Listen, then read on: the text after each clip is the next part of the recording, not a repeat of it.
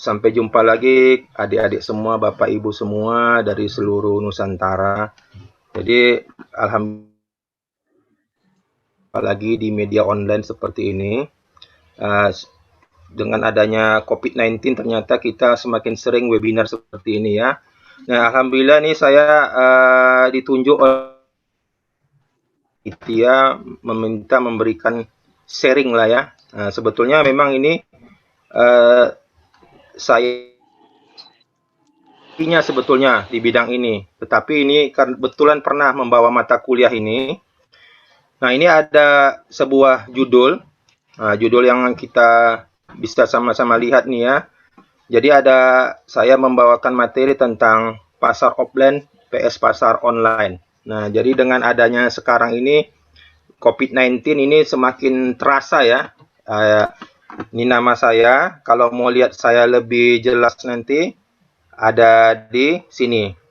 Nah, gitu. Nah, jadi Bapak Ibu, adik-adik semua, kita lanjutkan. Apapun nanti perusahaannya, kalau yang berkaitan dengan jual segala macam produk maupun jasa ataupun produknya benda, ya kan, dia ilmu yang namanya marketing mix ini. Nah, jadi ini ilmu yang sudah tua dari dulu kala dan sekarang terus berkembang. Dari itu marketing ini adalah bauran pemasaran. Jadi seperangkat alat yang digunakan perusahaan terus-menerus mencapai tujuan pemasarannya. Jadi apabila kita memproduksi barang ataupun jasa, pasti kita harus dipasarkan di pasaran. Sehingga itu perlu kita memperhatikan ada 4P katanya. Yang pertama itu ada produk, ada price, ada place, dan promotion. Ternyata dunia terus berkembang sedemikian rupa sehingga yang 4 itu untuk kondisi seperti saat ini tidak lagi cukup, ditambah 3 lagi sehingga ada 7P. Nah, jadi bagi adik-adik yang mau meneliti tentang 7P pada kondisi sekarang ini sangat relevan. Silakan. Nanti ini mungkin dikembangkan daripada materi ini, mau diambil untuk nanti mungkin jadi skripsinya. Daripada teori ini, kita lihat inilah berkembangnya ada 7P. Jadi setiap yang namanya perusahaan itu yang harus perhatikan 7P ini. Nah, ada yang namanya pertama itu ada produk. Nah, setelah produknya, ya kan, ada price, harganya, ada place, ya kan, ada promotion, ada yang ditambah yang baru itu adalah sebetulnya 3 ini, people, process, dan physical evidence. Nah, yang dulunya 4 ini, yang namanya produk, price, place, promotion. Nah, jadi dengan berkembangnya dunia, maka teori-teori tentang penjualan juga dan teori-teori lainnya juga berkembang. Dan khusus untuk penjualan atau marketing atau pemasaran, nah ini dia ada tambah, jadi ada 3. Skripsinya tentang mengenai marketing, jangan lagi hanya 4, harus sudah 7 begitu ya. Akan kita bahas. Yang pertama itu ini adalah produk. Itu adalah sesuatu yang kita jual dalam dunia bisnis, bisa barang ataupun jasa ya. Jadi silakan ya, siapa yang mau memproduksi sendiri atau menjual barang orang lain atau mengambil dari tempat lain menjadi dia tidak memproduksi sendiri, yang penting ada yang namanya barang atau jasa yang dijualnya. Kemudian ada tentunya ya produk tersebut ya dalam dunia bisnis harus diberi harga. Jadi harga itu merupakan uang yang diberikan berikan konsumen kepada penjual untuk mengganti, ya kan, mengganti barang tersebut atau jasa tersebut. Ya tentunya ada di sini ada kesepakatan berapa harga yang sesuai sehingga si para penjual itu merelakan barang atau jasanya. Kemudian ada tempat. Nah, ini juga tempat ya. Jadi ada tempat di mana transaksi jual beli yang akan kita jual. Tentunya tempat menentukan apa. Itu kalau di dunia realnya nanti Seperti itu. Nanti kita bahas nanti kalau di dunia online-nya seperti apa. Kemudian harus ada promosi. Nah, dengan promosi kita harus mempromosikan. Artinya tujuan promosi itu sebetulnya kita memberitahukan kepada orang-orang sebetulnya ya. Barang-barang yang kita jual itu seperti apa, bendanya, bentuknya, sehingga orang tertarik untuk membelinya. Nah, dengan demikian begitu orang tertarik membelinya ya pasti akan ada kepada kita. Ada aspek tadi yang tambahan itu adalah ini. Yang tiga, ada proses, ada people, ada physical evidence. Diartikan ada langkah-langkah yang dilakukan antara pelayanan. Nah, jadi ini untuk konsep ini merupakan tambahan yang tiga ini. Jadi dia 7, nggak lagi tadi 4 ya. Sangat menentukan. Nah, jadi dengan pelayanan kami Anda merasa puas gitu kan. Anda merasa bangga dengan pelayanan kami. Nah, itu tentunya memang konsep daripada orang di dunia marketing. Jadi kalau Anda puas, Anda akan datang lagi. Nah, kan begitu. Nah, kemudian ada yang keenam adalah aspek orang, people. Nah, ini juga termasuk yang luar biasa sangat pentingnya ya. Jadi dengan adanya SDM itu dia tentunya digunakan misalnya di mana kita ada di front office, ya kan, siapa yang menjual, gimana cara menjual. Nah, jangan sampai orang tadi itu yang belanja itu tidak nyaman dengan orang-orang yang ada misalnya di toko kita, merasa ini orangnya kok galak kali misalnya seperti itu. Nah, jadi itu perlu diperhatikan dan ini people ini juga sangat atau produk kita itu atau jasa kita itu dapat laku di pasaran. Itu tentunya kalau di online agak berbeda sedikit ini namanya di sini. Nah, ini merupakan sebuah bentuk peralatan atau perangkat digunakan untuk mendukung berjalannya kegiatan. Jadi misalnya tadi kalau dia di mana ada outletnya seperti apa, ya kan? Mungkin juga di mana tata ruangannya. Nah, itu sangat menentukan. Nah, jadi bagaimana orang merasa nyaman begitu misalnya berbelanja ke toko dia itu. Nah, itu semuanya adalah pasar tadi tuh pasar apa? Pasar yang namanya ini pasar online seperti ini ya. Ya ini pasar offline. Nah, ini dia. Jadi yang tadi saya ceritakan itu sangat berkaitan dengan pasar offline. Nah, ini yang pasar offline ini yang sudah kita dari zaman dulu kala sampai sekarang ini tetap ada dan ini bahkan di tempat di Malaysia kita lihat itu di pasar seni gitu ya, pasar wisata. Jadi di sini bertemu ya kan, langsung bertemu di satu lokasi secara fisik kita bisa melihat langsung macam di sini. Nah, ini langsung dia lihat kan. Ini ada jual-jual sayuran, ibu ini bisa melihat langsung bendanya dan memegangnya, langsung bisa melihatnya. Bahkan kalau ada yang rusak barangnya atau apa, bisa langsung. Nah, seperti ini juga. Jadi di sini pasti membutuhkan manusia-manusia untuk melayani daripada yang namanya pembeli-pembeli ini. Jadi bagaimana mereka juga akan berinteraksi sosial. Nah, dan ini pada kondisi kita yang COVID-19 ini kan menjadi hambatan kan? Karena kita malah yang namanya physical distancing. Nah, kita tidak boleh seperti ini katanya, berdekat-dekatan, berhadap-hadapan, seperti ini langsung. Nah, akibatnya maka yang satu ini yang akan laku.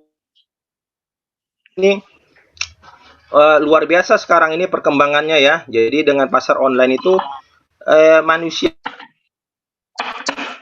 itu tidak bertemu secara langsung.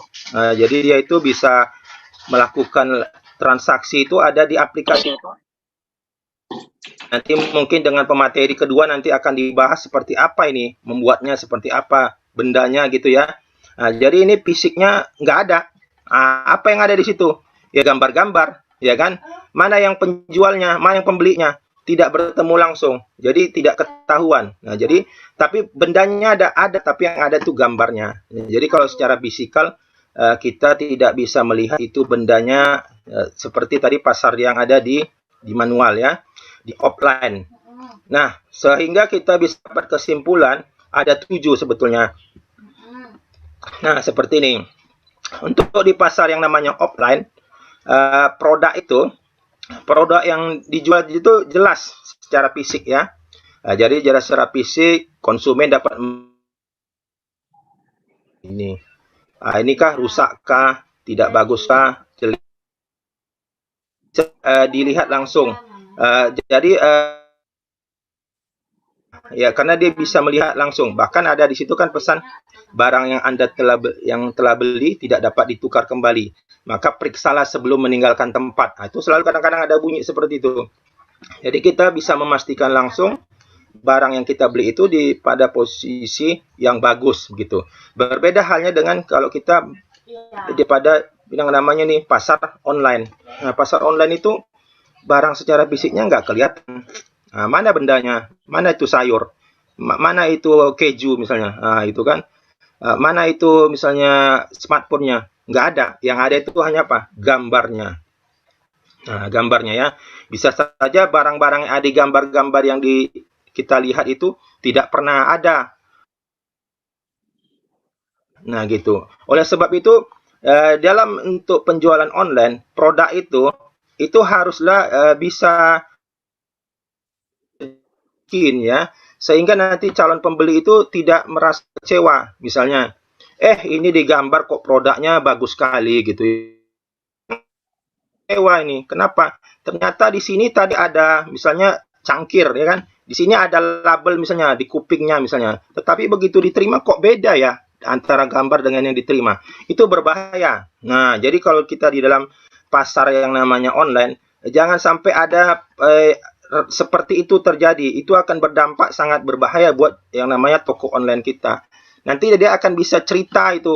Nah, cerita dia di media sosial, saya kecewa misalnya. Atau dia cerita nanti misalnya di blogspotnya atau di mananya. Bahkan dia di testimoni daripada toko online kita. Saya kecewa misalnya. Saya telah terima produk Anda ternyata berbeda dengan gambarnya. Nah, itu.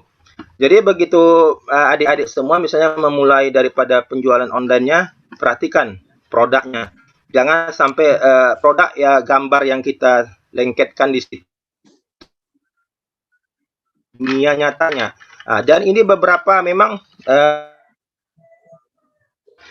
dibutuhkan lah ya dengan jelas sudah yang live itu ya, dia bisa dilihat dari atas, dari bawah, dari kiri, dari kanan, bisa dilihat itu seperti apa gambar apanya itu, bendanya itu. Kenapa seperti itu dilakukan? Karena kita tidak melihat langsung secara fisik nyata di lapangan. Jadi kita hanya melihat gambar, maka dari gambar itu harus bisa dilihat misalnya kalau dari bawahnya seperti apa, dari atasnya, dari sampingnya. Nah, gitu. Itu semua apa? Supaya memperkuat apa? Kepercayaan daripada pembeli itunya. Sehingga pembeli itu melihat benda itu seperti layaknya dia di dunia nyatanya, di pasar offline tadi. Makanya begitu adik-adik atau bapak ibu menjual tadi di dunia online atau di toko online-nya, perhatikan gambar-gambar yang tidak pantas atau mungkin yang kurang aslinya. Dan ini kadang-kadang banyak sekali yang kecewa. Saya beberapa juga kadang-kadang membeli itu, ternyata barangnya gambarnya itu sudah cukup cantik, mulus itu kan, bagus. Tetapi begitu datang bendanya loh, ternyata tidak seperti di gambar itu. Nah, ini ternyata berbahaya ya. Karena pelanggan kecewa, siap-siap toko Anda bakal apa? Tutup. Nah, gitu. Kemudian ada harga. Nah, yang kedua ini ada harga. Jadi harga dapat disepakati kalau di pasar tadi offline, harga dapat disepakati dilakukan tawar-menawar secara langsung. Nah, jadi berapa jeruknya sekilo inang gitu kan? Nah, langsung ditawar. Tetapi kalau di pasar online itu tidak ada. Nah, itu sangat jarang sekali pun kalau ada ya. Nah, dan biasanya itu di produk-produknya itu sudah ditempelin harganya di gambar itu. Nah, itulah yang silakan. Nah, di belanja. Jadi di situ harganya sudah standar juga. Beda misalnya kalau di pasar yang tadi offline. Bisa jadi beda. Nah, itu sering terjadi juga. Dan juga harga menentukan sebuah kopi di kedai Tengku beda dengan harga satu cangkir kopi di Starbucks. Seperti itulah berbedanya harga ini. Jadi kalau kita lihat yang namanya harga di pasar online atau ini lebih relatif, lebih dapat kita lihat dengan jelas, ya kan, daripada kita di pasar offline. Itu kadang-kadang kita harus bertanya-tanya. Nah, dengan demikian juga kalau kita belanja di pasar ini, pasar online, kita bisa langsung menghitung dan kita bisa melihat, oh bendanya, produknya sekian, harganya sekian. Oh, produknya sekian, harganya sekian. Nah, gitu ya. Jadi ini perlu kita sebagai calon pembeli online ataupun adik-adik, bapak ibu semua yang mendesain nanti harganya itu ya, karena juga dengan sekarang ini dengan mudahnya kita bisa melihat satu toko dengan toko yang lain itu di mana, di dunia online ini, di toko online itu mungkin ya window ini ada di toko ini, window ini di toko yang lain. Kalau kita di pasarnya offline itu berbeda. Nah ya, kadang-kadang juga mungkin misalnya ayahnya dengan emaknya yang jualan beda harganya. Nah itu juga. Kemudian ada yang namanya place, tempat. Ini tempat sangat penting. Apabila di pasar yang namanya pasar offline, tempat ini menentukan betul-betul ya. Jadi karena tempat itu bahkan sangat menentukan harga. Nah, akan tetapi di tempat yang namanya secara offline itu bertemulah yang namanya penjual dan pembeli itu secara fisik. Ini tetap ada yang namanya kenikmatan bertemu langsung ini. Jadi walaupun nanti dunia berkembang sangat pesatnya ya, yang dengan namanya toko-toko online itu, saya merasa ini tidak akan pernah hilang. Yang namanya satu dengan lainnya pengen apa? Mungkin pengen apa? Kopi bareng gitu kan? Pengen mungkin belanja bareng. Toko-toko atau tempat-tempat yang offline itu perlu sebetulnya ditata dengan bagus. Nah, jadi nanti juga menjadi objek wisata. Sudah kita seperti negara tetangga kita tadi kan, ada yang namanya pasar seni tadi kan. Jadi itu pasar tempat orang yang jual wisata. Nah, karena memang sudah bagus didesain dan kebersihannya luar biasa. Nah, itu perlu juga ini menjadi bahan kajian buat kita mungkin yang ada di Indonesia ini ya, pasar offline tadi. Jadi yang perlu juga diperhatikan kalau kita mendirikan pasar offline itu pasti tetap butuh izin. Ada distribusi juga pasti menyewa. Ini juga yang paling berat. Di Plaza itu beda harganya dengan misalnya di mana, di pinggir-pinggir jalan itu. Nah, tetapi kalau yang di pinggir jalan nggak mungkin orang yang namanya orang yang mobil BMW minum di sembarang tempat, ya kan? Dia mau juga di mana? Di Starbucks misalnya. Nah, berbeda dengan yang namanya di toko online kita. Nah, jadi penjualan media internet itu semua penjual dan pembeli itu tidak ada batasan. Dia tempatnya boleh jauh, boleh dekat, boleh di mana saja.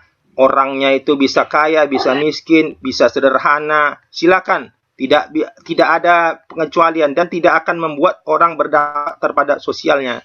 Jadi misalnya tadi kalau di pasar offline tadi, orang yang kaya tadi mungkin yang naik mobil BMW tadi, kalau dia minum itu di pinggir jalan dia merasa kurang terhormat, ya kan? Padahal mungkin minum yang diminumnya di situ sama dengan di hotel bintang 5 itu minum kopinya, ya kan? Bahkan kadang-kadang mungkin di kasar kaki 5 itu kopi secangkir kopinya lebih enak mungkin ya. Nah, akan tetapi di pasar online ini tidak ada membedakan itu. Nah, silakan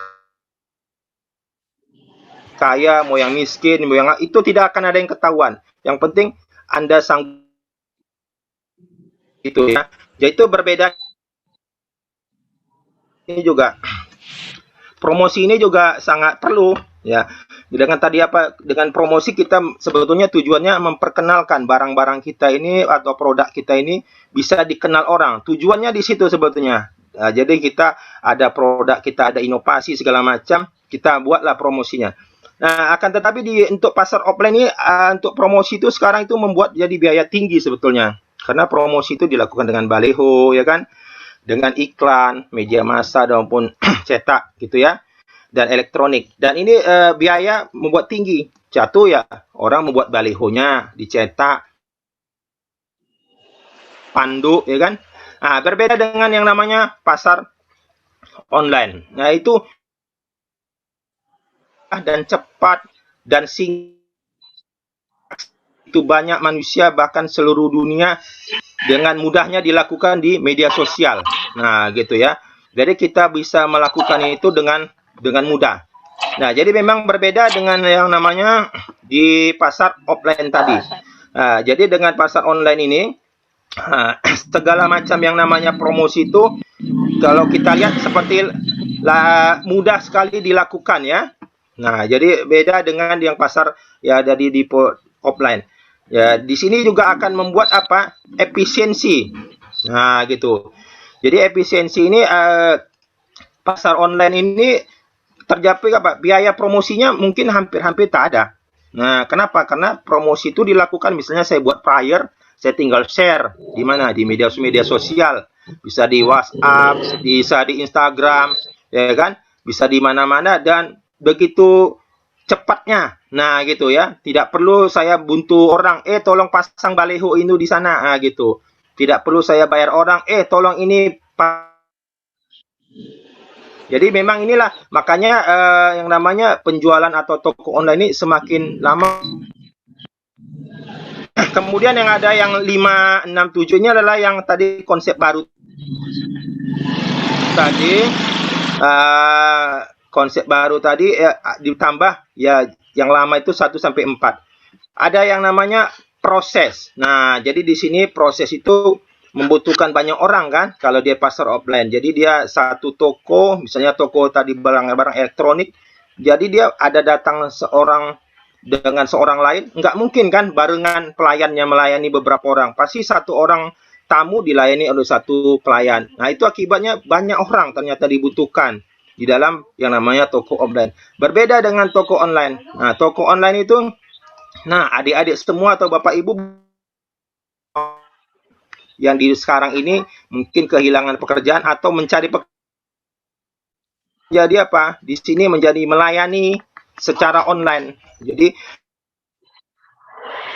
ya bisa dilakukan siapapun dia dan itu bisa satu orang mungkin melayani begitu banyak orang ya. Nah, itu dia bedanya. Jadi kalau pasar offline itu mungkin ya satu orang tamu itu harus dilayani oleh satu pelayan. Tapi kalau dengan pasar online begitu banyak tamu bisa dilayani dengan satu orang. Dan itu bisa dilakukan dari mana saja dan di mana saja. Mungkin sambil-sambil duduk dia nongkrong, dia sudah melayani toko-toko online-nya. Nah, dan itu pekerjaan yang baru juga yang muncul untuk ya bisa dilamar sebetulnya dan posisi itu sudah ada. Silakan. Kemudian ada yang berikutnya adalah orang. Nah, jadi di sini orang ya tadi sudah melayani tadi ya memberikan pelayanan. Maka di sini juga orang-orang perlu diberdayakan dan dididik pasti. Bagaimana dia cara melayani orang. Mungkin kalau pakai toko-toko yang spesial dia perlu SPG. Nah, beda dengan toko online. Ya kan? Nah, dia nggak perlu yang ada melayani. Dia nggak perlu ada yang namanya di mana orang yang bagian kasir. Di mana orang perlu lagi semua. Nah, jadi ini bertapa sebetulnya, maka dengan toko online tadi harga bisa ditekan karena yang namanya tadi mungkin biaya untuk orang tidak dibutuhkan orang yang banyak. Ya kan? Kemudian promosi juga ditekan. Nah, karena tidak lakukan biaya promosi. Kemudian tempat juga tidak perlu bayar sewa toko, retribusi dan uang preman segala macam, ya kan? Nah, jadi dia maka untuk toko-toko online tadi dia mungkin bisa akan bisa lebih murah dari toko offline. Itulah makanya kenapa kok bisa toko-toko online menjual lebih murah dari toko offline. Ya itu salah satu. Nah, kemudian yang terakhir adalah membutuhkan berbagai perangkat fisik untuk menyimpan produk. Nah, ini juga. Jadi bila toko-toko offline itu tentu dia misalnya kalau ada barang-barang elektronik dia butuh gudang. Ya kan?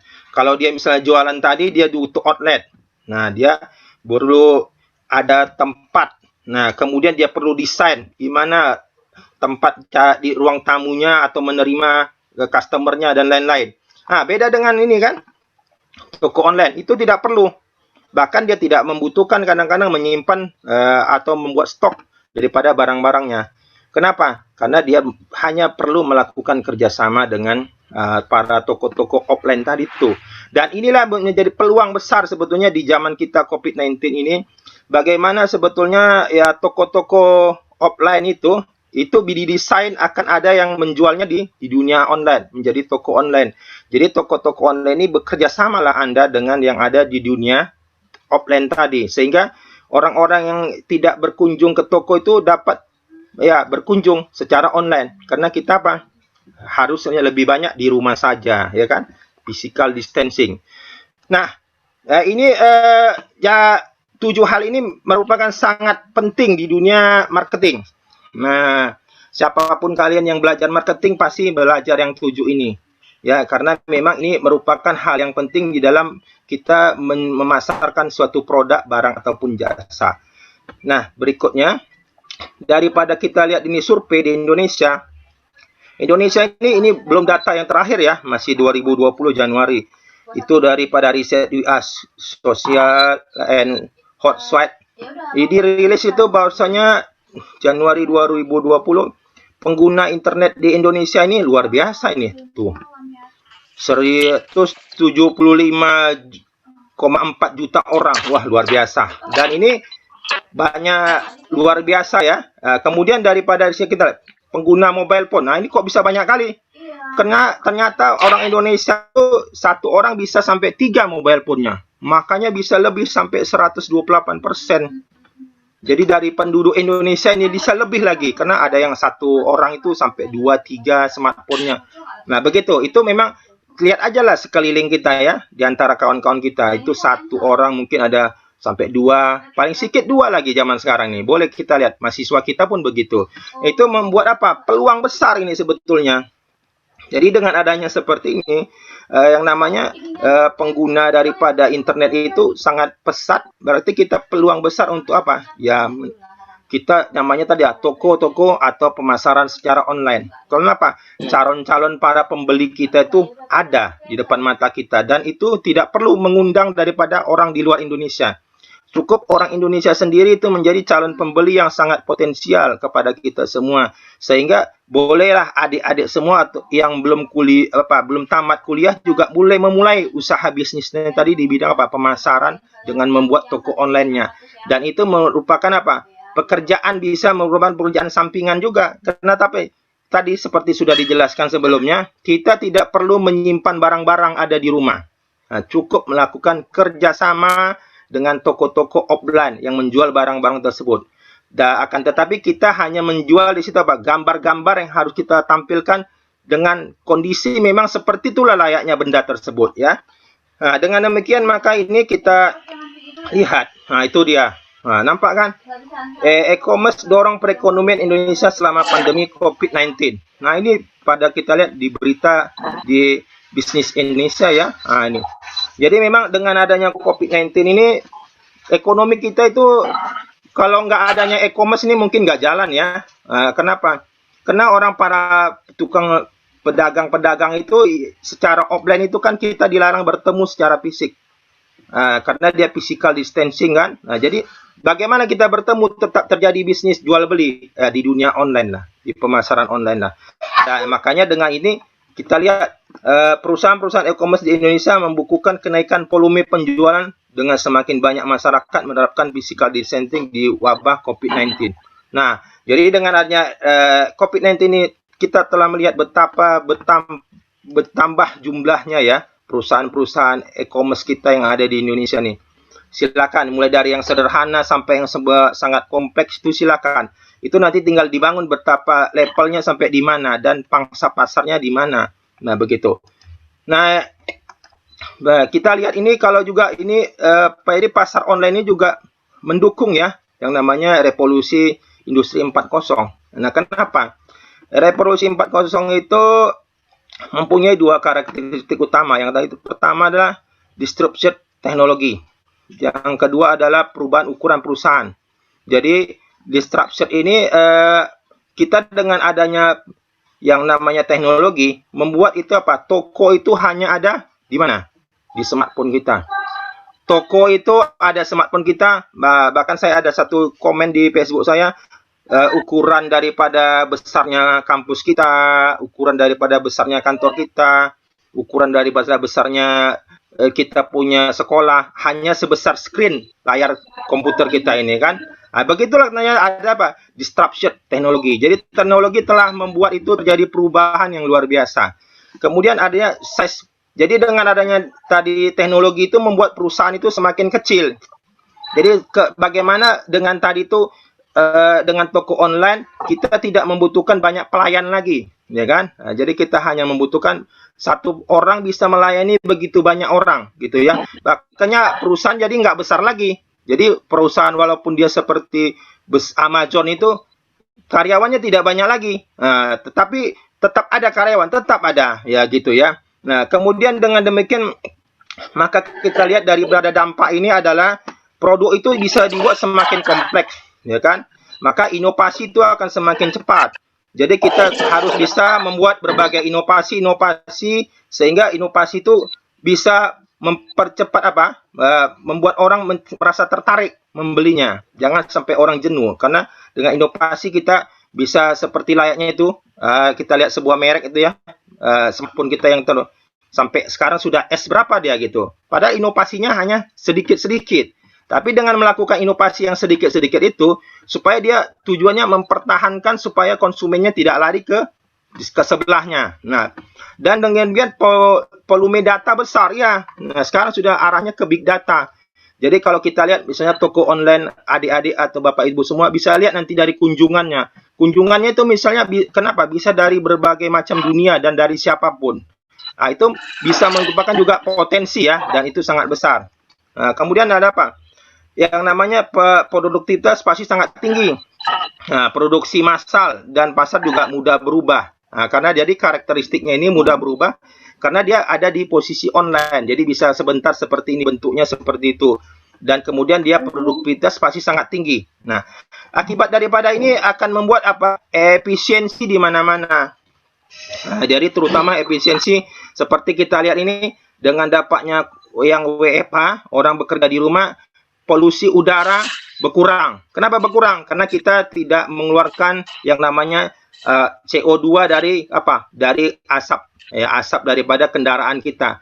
Akibatnya udara bersih. Akibatnya energi Bapak, energi jadi apa? Tersimpan, hemat. Kenapa kita tidak menjalankan sepeda motor atau sepeda mobil kita? Itu juga berdampak. Jadi misalnya dengan kita di toko offline kita mau belanja itu misalnya di Carrefour, kita harus melakukan apa? Dengan kendaraan kan?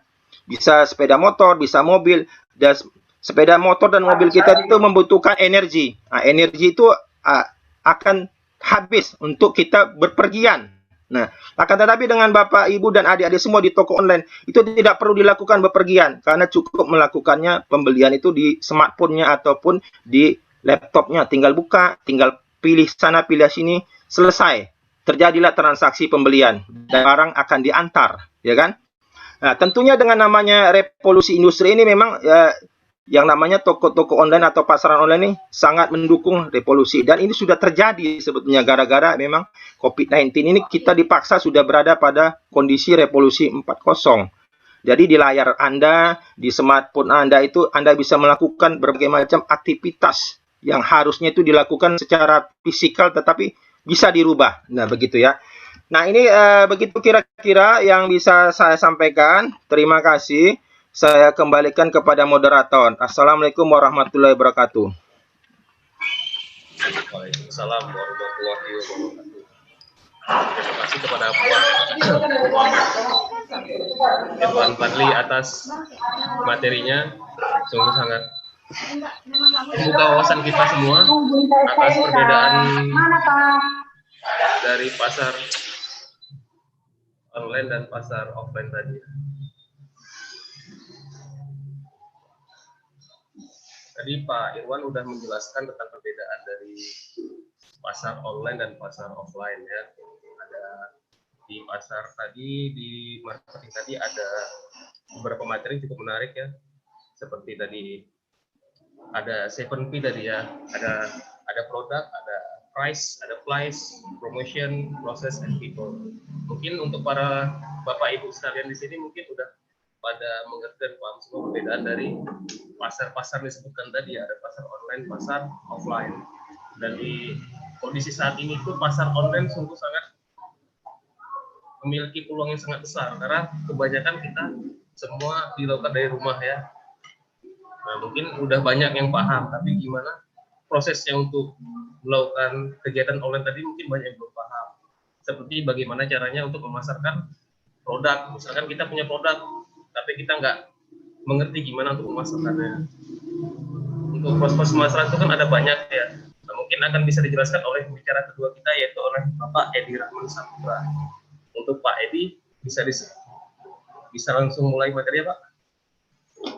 Nah, oke. Untuk mempersingkat waktu, kita serahkan waktunya untuk Pak Edi untuk memberikan materinya. Baik, terima kasih. Assalamualaikum warahmatullahi wabarakatuh. Selamat pagi. Warahmatullahi wabarakatuh. Salam sejahtera bagi kita semua. Ya, baiklah.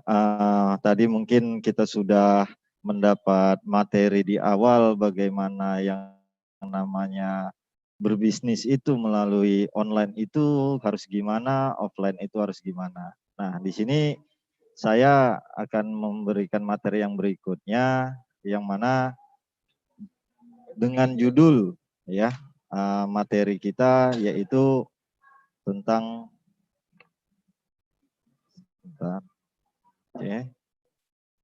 newbie digital marketing di masa pandemi. Nah, ini adalah materi yang akan saya bawakan di sesi saat ini, ya, di mana sebelumnya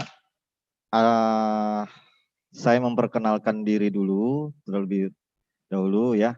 Perkenalkan, nama saya itu adalah Edi Rahman Saputra ya.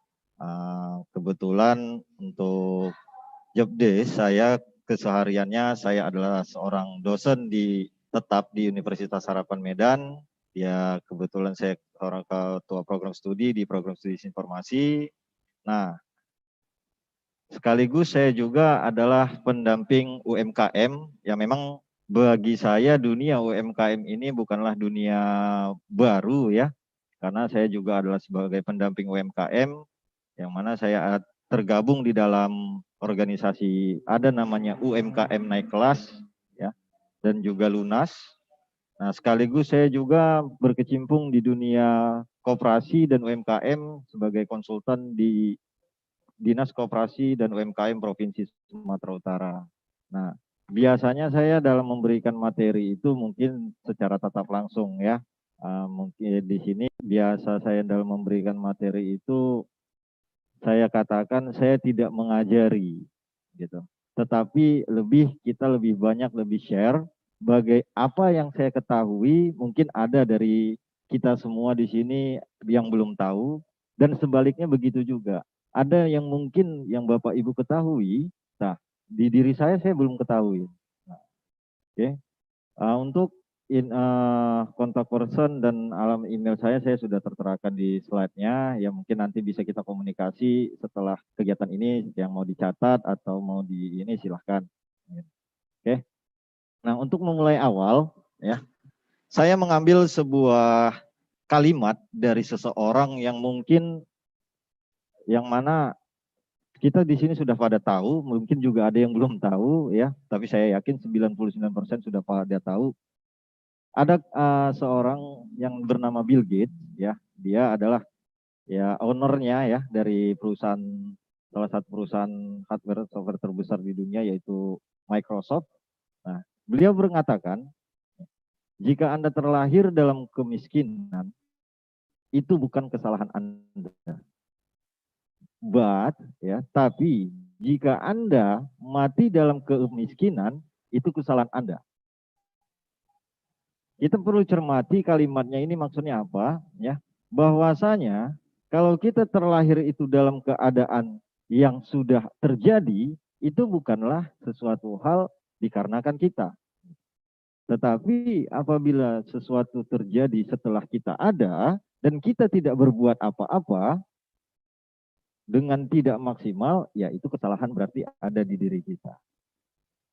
Jadi kalau konsepnya Bill Gates, ya mungkin dia lebih arah ke bisnis. Gitu. Arahnya bisnis gimana? Nah, dia terlahir tidak dengan keadaan mempunyai perekonomian yang baik, yang cukup baik dan mempunyai keuangan yang cukup banyak. Gitu. Tetapi untuk meraih itu semua, dia melakukan sesuatu hal secara maksimal sehingga dia bisa kita lihat sekarang gimana kondisi dia saat ini, perekonomian dia dan keuangan dia. Dan dia diangkat sebagai salah satu orang terkaya di dunia. Nah, mungkin ini perlu kita camkan juga bagi diri kita masing-masing, ya kita ambil sesuatu itu adalah positifnya dulu. Karena ada seseorang yang pernah mengatakan kepada saya, kenapa kita ini terkadang hidup itu hanya begitu-begitu saja. Ternyata setelah ditelusuri, ya kita itu terlalu sering, ya membenarkan yang biasa, bukan membiasakan yang benar. Banyak contoh. Selama ini kita melakukan sesuatu hal itu seperti kita anggap adalah sebagai udah turunan gitu, suatu kegiatan. Nah, yang mana kegiatan itu belum tentu benar. Jadi sehingga kita anggap kebiasaan itu adalah benar. Ternyata kebiasaan itu salah gitu. Nah, tetapi sesuatu hal yang kita lakukan dengan benar, itulah yang seharusnya kita biasakan. Oke, next. Nah, di sini di Newbie Digital Marketing, ya, syarat utama pebisnis bila ingin Anda menjadi seorang pebisnis yang besar, ya, ada 3 syarat mutlak yang harus sama-sama kita renungin dan kita pahami. Apa maksudnya? Yang pertama, mau. Mau apa? Ya. Kita mau merubah kehidupan kita menjadi lebih baik, pastinya. Mau yang selanjutnya apa? Newbie, mencoba. Nah, kita harus bedakan mencoba dengan coba-coba. Kalau data dasar dari mencoba, itu adalah berarti kita harus melakukan suatu proses yang dengan benar. Tetapi kalau coba-coba, itu hanya keberuntungan. Ya kalau untung ya untung, kalau rugi ya sudah. Nah, yang ketiga, kita harus mau bereksperimen. Nah, karena sesuatu hal, kita harus melakukan sesuatu itu harus mengetahui celahnya apa, bereksperimennya apa. Nah, jadi kata dasar pertama untuk seorang pebisnis, yaitu adalah mau. Nah, setelah kita punya kemauan, apa yang harus kita lakukan? Tahu. Apa tahu di sini? Untuk mencapai semua impian, kita harus tahu apa ilmunya. Mau itu kita seorang pebisnis, mau kita seorang eksperimen, analis, mau kita sebagai apapun, kita harus cari tahu dulu ilmunya. Karena kalau tanpa ilmu, ya bullshit. Kita akan bisa melakukan hal tersebut dengan benar. Mungkin kalaupun benar, itu presentasinya kecil. Itu hanya suatu keberuntungan. Nah, jadi itulah syarat kedua untuk pebisnis. Nah, setelah mau, tahu, barulah kita mampu. Ya, kemampuan yang didapat dari pengetahuan yang kita pelajari, sehingga dapat melakukan sesuatu yang kita inginkan itu secara benar. Sehingga kita bisa menjadi sesuatu orang yang sukses. Ya. Jadi ini syarat utamanya. Nah, kenapa saya belum masuk ke materi inti? Ya karena sebelum kita melakukan sesuatu itu, kita harus tahu dulu dasarnya apa. Kan mau ngapain. Kalau kita tidak tahu apa dan mau mengapain, ya gimana kita mau melakukan hal tersebut. Contoh, ya saat ini saya berikan misal kepada kita semua. Kita diberikan dapat uang pada saat ini 1 triliun cash. Kalau Bapak Ibu nggak tahu, nggak mau, dan nggak mampu, apa yang bakal terjadi dengan uang cash 1 triliun itu yang akan Ibu lakukan? Bapak Ibu lakukan. Pastinya kita akan bingung. Kenapa? Karena pertama kita nggak mau, nggak tahu harus nyampain. Tahu pun mau ngapain, kita nggak tahu ilmunya. Nah, jadi urutan mau, tahu, mampu ini nggak bisa kita rubah. Nggak akan mungkin kita berawal semua dari tahu dulu, baru mau, baru mampu. Ataupun mampu dulu, baru mau, baru tahu. Itu nggak mungkin. Urutannya nggak akan bisa mungkin dirubah. Pertama, ada kemauan, cari tahu, baru kita akan mampu melakukan hal tersebut. Oke, baik.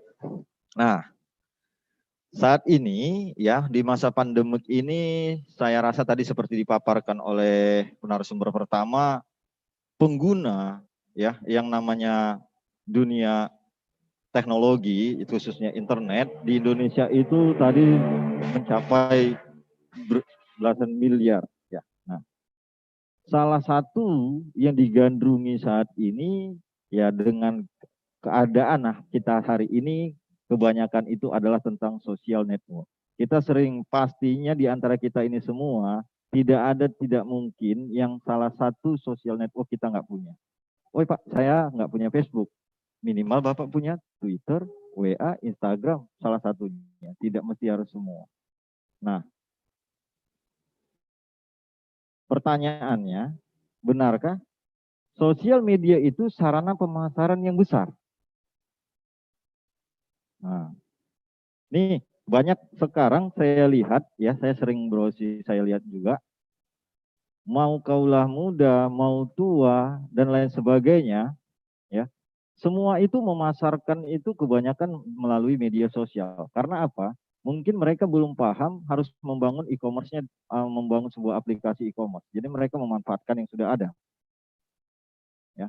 Nah, ini saya tidak berbicara untuk ini dulu, apa namanya, mengawalinya bagaimana suatu yang namanya melalui bisnis online. Ya, itu mungkin di pertemuan berikutnya. Saya hanya membahas hari ini tentang bagaimana sih sebenarnya kalau kita ingin melakukan suatu bisnis melalui media sosial. Nah, karena tadi sudah dipaparkan oleh narasumber pertama mengenai bagaimana berbisnis online, bagaimana berbisnis offline. Nah, jadi pertanyaan yang besar tadi adalah sosial media itu sarana pemasaran yang besar. Apakah benar? Kalaupun benar, bagaimana caranya? Nah, itu yang perlu kita ketahui hari ini. Ya. Real dunia nyata saat ini, sebagian besar orang yang melakukan sosial media marketing menyerah dalam hitungan bulan. Nah, benar atau salahnya kembali ke pengalaman hidup masing-masing. Tapi saya yakin, saya rasa kebanyakan adalah benar. Kenapa? Karena dia yang tadi, dia tidak mencoba, tapi coba-coba. Kalau sukses oke, nggak sukses ya sudah. Padahal itu tempat bisa membuat semua sukses. Karena itu tadi halnya coba-coba, bukan mencoba. Memang kata dasarnya sama, coba. Tetapi makna dalam pengandungan yang di dalam itu sangat jauh berbeda.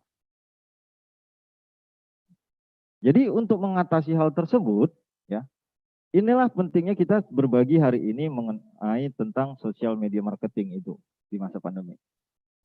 Sosial media marketing itu tidak jelek. Banyak orang yang gagal karena memang sangat mudah untuk terjebak di jalur yang salah ketika memanfaatkan sosial media.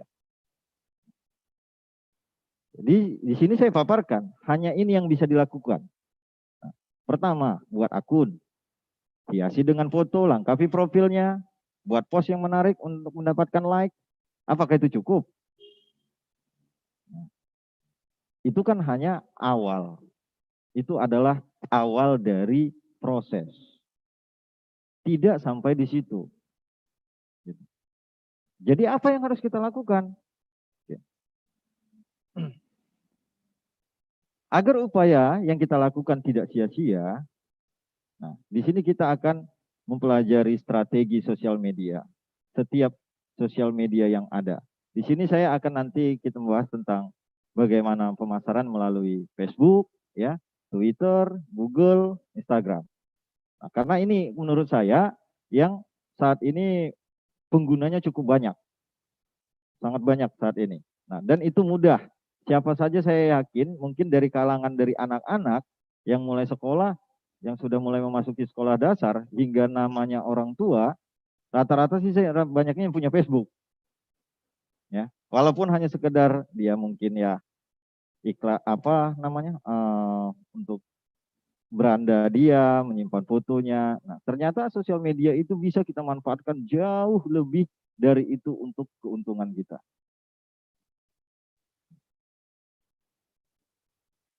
Jadi untuk memulai, apabila kita ingin berbisnis di dalam suatu media sosial, nah, pertama tentukan satu dulu sosial media utama.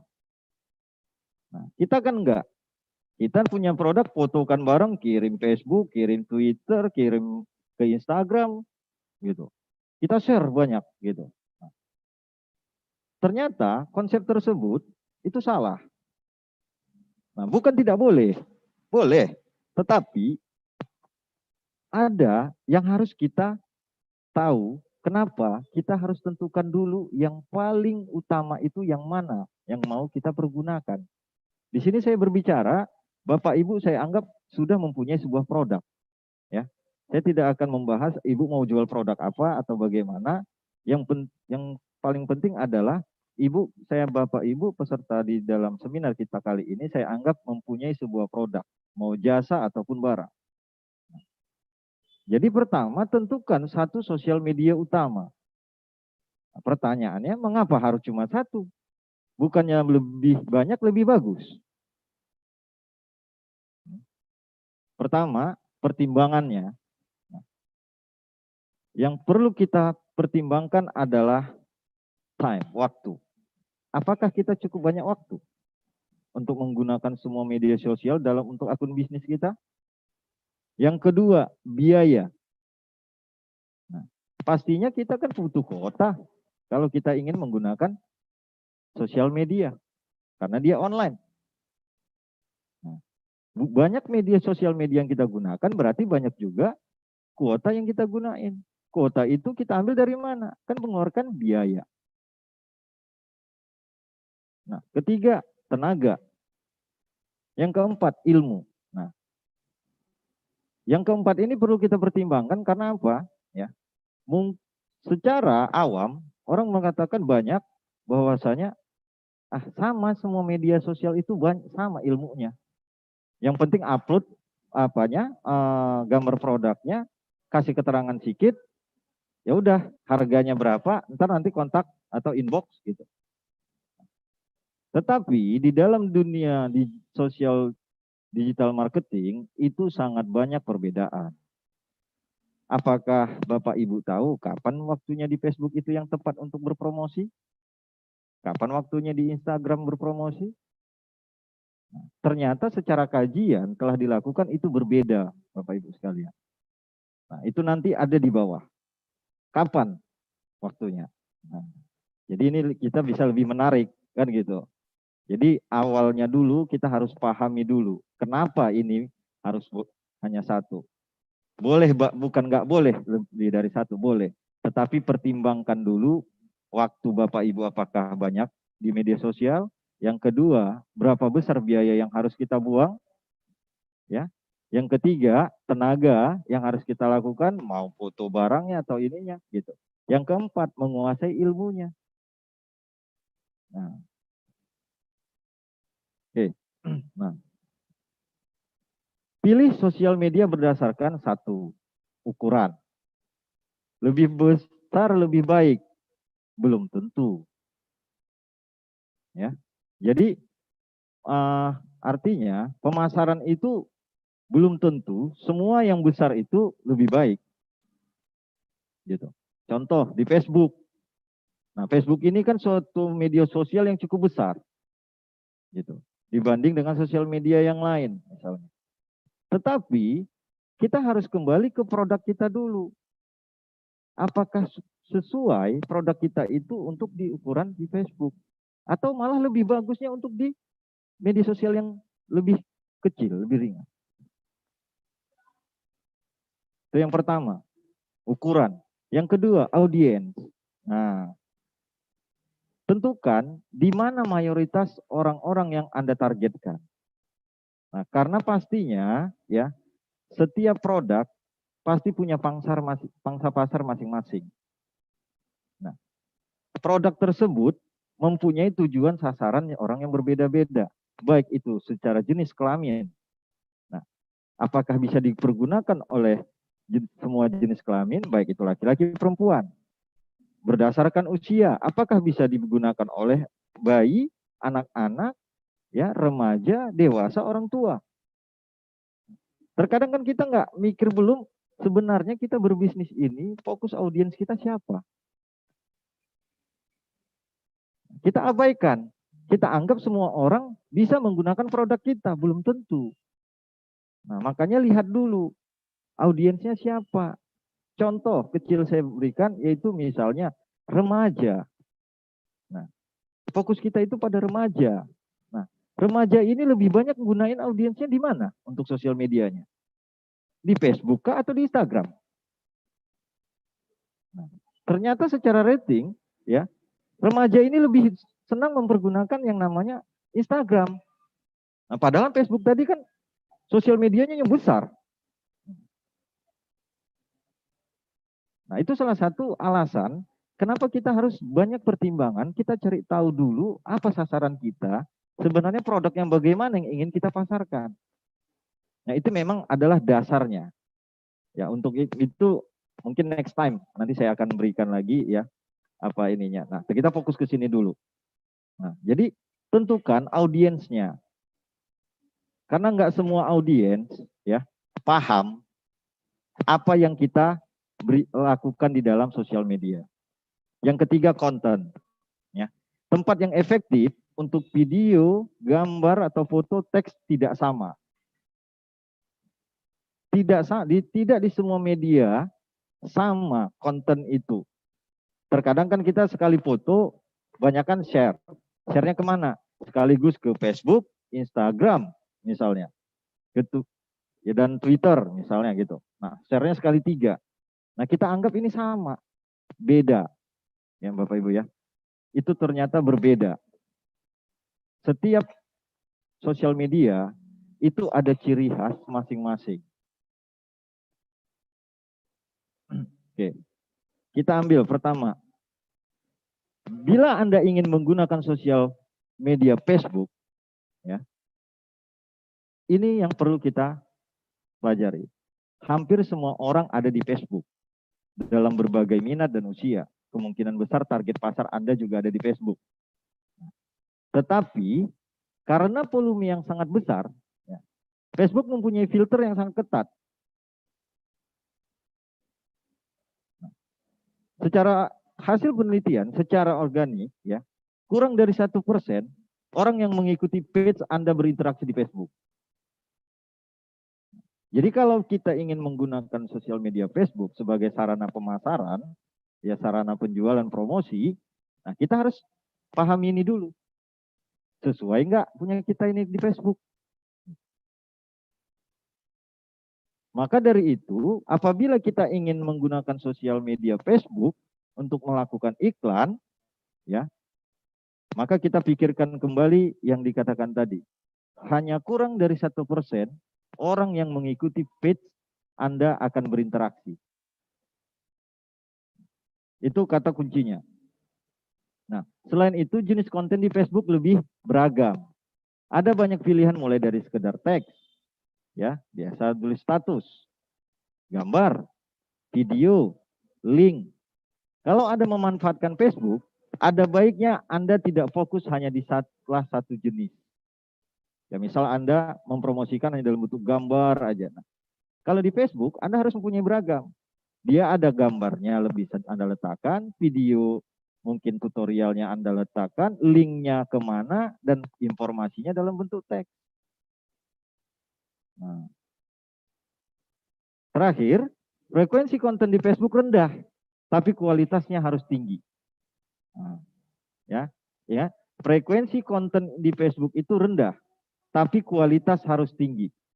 Itu jika Anda memilih sosial media Facebook sebagai sarana pemasaran. Yang selanjutnya, Twitter. Nah, ini Twitter, ya, saya rasa tidak semua orang suka bermain di Twitter. Nah, Twitter ini kalau saya lihat saya baca ya, kalangannya itu adalah memang pebisnis yang sudah pro, yang mereka hanya mengandalkan ya, artinya dia membuat satu kalimat, orang yang menerjemahkan arti apa yang mau dikatakan dia. Tidak seperti di Facebook, tulis panjang kali lebar kali tinggi. Nah, kalau di Twitter cukup satu kalimat beribu makna. Pengguna Twitter di Indonesia lebih tertarik dengan konten-konten singkat dan bersifat santai. Nah, jadi lihat kembali apa yang Anda pasarkan dan seperti apa konten Anda. Kalau apa yang Anda promosikan bisa dikonsumsi dalam 140 huruf, atau bisa menarik orang lain untuk mengunjungi website Anda, gunakan Twitter. Tapi apabila butuh penjelasan lebih lebar lagi, ya artinya seperti Anda menulis kalimat satu paragraf lebih, ya saya rasa jangan gunain Twitter untuk media promosi Anda. Karena tidak ada filter, menjangkau follower di Twitter lebih mudah dibandingkan Facebook. Ya. Tidak ada filter menjangkau untuk follower di Twitter lebih mudah dibandingkan Facebook. Nah, Twitter pun lebih populer di golongan usia 18 hingga 35 tahun. Nah, jadi kalau memang sasaran Anda itu adalah di usia 18 hingga 35 tahun, dan produk yang Anda pasarkan itu tidak perlu dengan penjelasan huruf atau kata yang banyak, secara keilmuannya Twitter sudah bisa Anda gunakan. Nah, ini masih kita berbicara sosial medianya aja ya, belum waktu time-nya kapan. Nah, Instagram, ya. Instagram ini memang saat ini sudah banyak ini ya perubahannya, yang mana dia mudah untuk dikelola bersama Facebook atau Twitter. Kalau Anda tidak bisa menyediakan foto yang indah, atau kalau sesuatu yang Anda pasarkan tidak mampu dijadikan foto, ya jangan gunain Instagram. Ya. Misal jual jasa. Nah, Anda harus buat konten dalam bentuk video atau foto. Yang mana fotonya itu menarik atau videonya itu menarik. Nah, saat ini, ya saya katakan, ya khususnya misal yang berada di Sumatera Utara misalnya. Nah, konten saat ini contoh adalah Medan Dubbing ya, atau Sidempuan Dubbing, itu kan baru-baru saja. Nah, tetapi dia bisa ya menarik banyak peminat. Kenapa? Karena dia mampu membuat suatu konten yang secara grafisnya itu lebih baik. Ya. Contoh, pergerakan seseorang dengan intonasi suara yang diikuti itu seiring, selaras. Gitu. Jadi kalau Anda bisa membuat kontennya yang seperti itu, ya boleh gunain di Instagram. Tapi apabila Anda mempunyai keterbatasan dalam melakukan editing video, editing foto, video ke foto, nah, gunain media sosial yang lain. Golongan usia di Instagram juga sangat lebih rendah. Berdasarkan grafik, ya, pengguna Instagram itu di Indonesia berusia lebih dari 45 tahun hampir tidak ada. Rata-rata 45 tahun ke bawah. Di Instagram, sebagian besar hanya berupa gambar. Gambar yang Anda upload di Instagram bisa digunakan kembali untuk konten di Facebook atau Twitter. Nah, selain itu, tingkat interaksi oleh follower di Instagram jauh lebih tinggi. Nah, kalau memang Anda ingin mempromosikan melalui Instagram, ya kuasai cara pengambilan gambarnya, editing fotonya, kalimatnya yang menarik, sehingga orang yang namanya tertarik.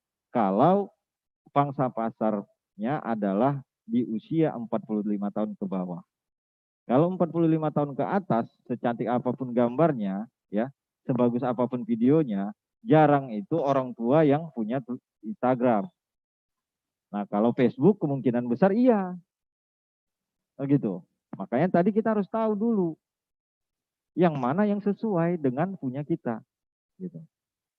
Oke, next. Nah, Google Plus. Nah, mungkin ini di kalangan orang hanya yang berkecimpung di dunia IT yang lebih terkadang ada ya emang bisanya di Google Plus untuk promosi ya gitu. Nah kalau orang awam ya taunya itu tadi Facebook, Twitter, ya Instagram. Ternyata sekelas Google pun dia sudah menyediakan konten untuk kita melakukan promosi. Ya. Meskipun Google Plus tidak ramai, ya, tapi masih layak untuk dipakai. Kenapa? Karena ada sesuatu yang unik dari Google Plus. Ketika follower Anda menggunakan Google Search, ya, maka hasil pencarian dari orang-orang yang mereka follow akan mendapatkan peringkat lebih tinggi. Itu keunggulan Google Plus. Ya. Dalam beberapa industri, ada komunitas di Google Plus yang jauh lebih aktif daripada Facebook. Nah, ini perlu kita semua coba dan kita cari tahu gimana sih sebenarnya Google Plus ini. Nah terkadang karena gini, kalau kita nggak tahu, misal saya butuh barang, nah barang itu saya nggak tahu sebenarnya jualnya di mana. Kalau saya mau buka Shopee, kalau iya ada di Shopee. Kalau mau buka di Bukalapak, ya kalau ada di Bukalapak barangnya. Pada ujungnya saya akan cari di Google dulu, ketikkan di Google. Nah nanti Google akan nge-search, ya search engine-nya ngasih tahu di sini yang Anda cari itu ada di Bukalapak, ada di sini, ataupun ada di Google-nya lebih dulu. Gitu. Nah nggak semua kita misal kita punya smartphone. Nah begitu banyak e-commerce, nggak akan mungkin semua kita install di smartphone kita. Contohnya ada Shopee, Beli-Beli, Tokopedia, OLX, 4 itu aja ya. Sekali kita install di dalam, begitu dia minta update, udah banyak kuota yang habis. Makanya jarang orang ya namanya installin di smartphone-nya itu aplikasi e-commerce-nya banyak-banyak. Dia cukup nanti cari di Google dulu. Di Google cari, oh di mana ada jual. Nanti akan keluar tuh, apakah di Shopee, Tokopedia, gitu. Nah, itu nanti diambil dari Google Plus. Kalau kita gunain Google Plus yang duluan tampil ratingnya paling atas punya kita. Nah ini biasanya skala bisnisnya sudah skala bisnis lumayan maju ya. Kalau yang gunain Google Plus nih. Tapi kalau untuk newbie, ya itu tadi 3 itu tadi udah cukup dipelajarin. Pelajari dulu salah satunya yang mana yang lebih cocok dengan produk kita. Oke. Nah, next. Nah, ini juga ada LinkedIn. Nah, dengan kata lain, ya, link ini adalah target pasar Anda adalah pebisnis. Nah, kalau di dalam dunia e-commerce, ya dalam dunia bisnis, ada namanya istilahnya kan business to customer atau business to business. Nah, kalau di dunia bisnis, nah link ini ada digunakan adalah kebanyakan oleh profesional yang mana sistem bisnisnya adalah business to business. Nah, kalau kita kan memulainya biasanya adalah business to customer, B2C. Ya, kalau link ini kita mempergunakan yaitu B2B, business to business. Nah, ini bisa Bapak Ibu pelajarin apabila kategorinya sudah mulai masuk ke profesional bisnis. Nah, ini kalau mau newbie ya pelajarin dulu ilmunya yang dasarnya dulu. Gitu. Nah. Oke. Yang kedua, setelah tadi tetapkan satu, yang kedua tetapkan kepribadian yang Anda gunakan. Nah, pribadinya apa? Tetapkan kepribadian yang Anda gunakan. Anda yang santai, Anda yang serius dalam berpromosi. Nah, misal, di Line dengan di web Garuda. Kalimat yang kita ketikkan di dalam misalnya Facebook, dengan yang ada misalnya dengan ada platform yang khusus untuk kita udah punya misalnya e-commerce, nah itu kalimatnya sangat berbeda. Jangan di copy paste. Kita harus tahu tempat yang formal dan non formal. Contoh, di media sosial itu bahasanya bisa santai. Tetapi kalau Anda jualan di misalnya Shopee ataupun di Lazada, nggak bisa kalimat yang ada di sosial media itu Anda letakkan di aplikasi e-commerce yang memang dia profesional. Jadi telaah dulu, tetapkan kepribadian kita. Kita mau bisnisnya ini yang memang serius atau yang memang dia santai gitu. Jadi mana yang mencerminkan bisnis Anda? Mana yang tempat untuk audiens Anda? Apakah audiens Anda itu pebisnis profesional atau customernya adalah masyarakat awam? Karena pebisnis profesional dia tidak sama cara membaca, cara menanggapi suatu kalimat konten dalam promosi. Dia kalimatnya itu dia maunya kalimat baku yang mencerminkan adalah ini memang adalah perusahaan atau barang yang dijual secara profesional. Nah, kalau kita gunakan itu di media sosial, ya yang di media sosial pun yang kena biasanya di audiensnya adalah santai, mereka malas bacanya karena kaku bahasanya. Nah, di sini kan bisa kita lihat kalimat yang di gambar satu ya, kalimatnya itu ada pakai emoji ya, ada kalimatnya pun tidak tidak tertata dengan baik, tidak baku. Bandingkan dengan kalimat yang kedua yang dari Garuda Indonesia. Kalimatnya sangat ditata rapi. Tapi kalau kita baca ini di media sosial kaku. Makanya tempatnya itu kita harus tahu. Mana yang menggunakan harus bahasa santai, mana yang harus menggunakan memang bahasa yang memang baku. Tetapkan kepribadian. Nah, untuk kepribadian, ya, di sini ada saya tampilkan kepribadian brand di sosial media. Nah, secara karakter, orang itu ada lucu, menyenangkan, supel. Nah, ini bisa nanti Bapak Ibu baca, nanti slide-nya akan saya sharekan ya, ataupun nanti bisa lihat. Nah, karena kalau saya pandukan satu-satu, ini terlalu banyak ya, waktu kita nggak cukup. Jadi kepribadian brand di sosial media itu ada nih. Kita milih karakternya yang mana, bahasanya apa, gaya bicara kita yang gimana, tujuannya apa, apakah hiburan, inspirasi, informasi, edukasi, interaksi, atau ajakan. Nah, ini kepribadian brand di sosial media. Kata-kata yang Anda gunakan di sosial media akan mencerminkan bisnis Anda. Tidak ada yang suka berteman dengan orang yang bicaranya kaku seperti robot kalau di media sosial. Ditanya, selamat pagi Bu, Pak, selamat pagi. Apakah barangnya ini masih ada? Kalau kita melakukan dengan kaku, masih ada. Untuk kontak person, Anda bisa melakukan seperti ini. Ya terakhir yang beli pun, ini macam bicaranya sama robot. Nah, pastinya gaya bahasa kita beda. Kalimat bahasa yang kita gunakan itu beda. Nah, jadi ini yang perlu kita ketahui bersama, tentukan karakternya, bahasanya, gaya bicara kita gimana, apakah kita bicaranya harus elegan, apakah bahasanya bahasa mudah, atau kritis. Nah, tujuannya karena untuk apa?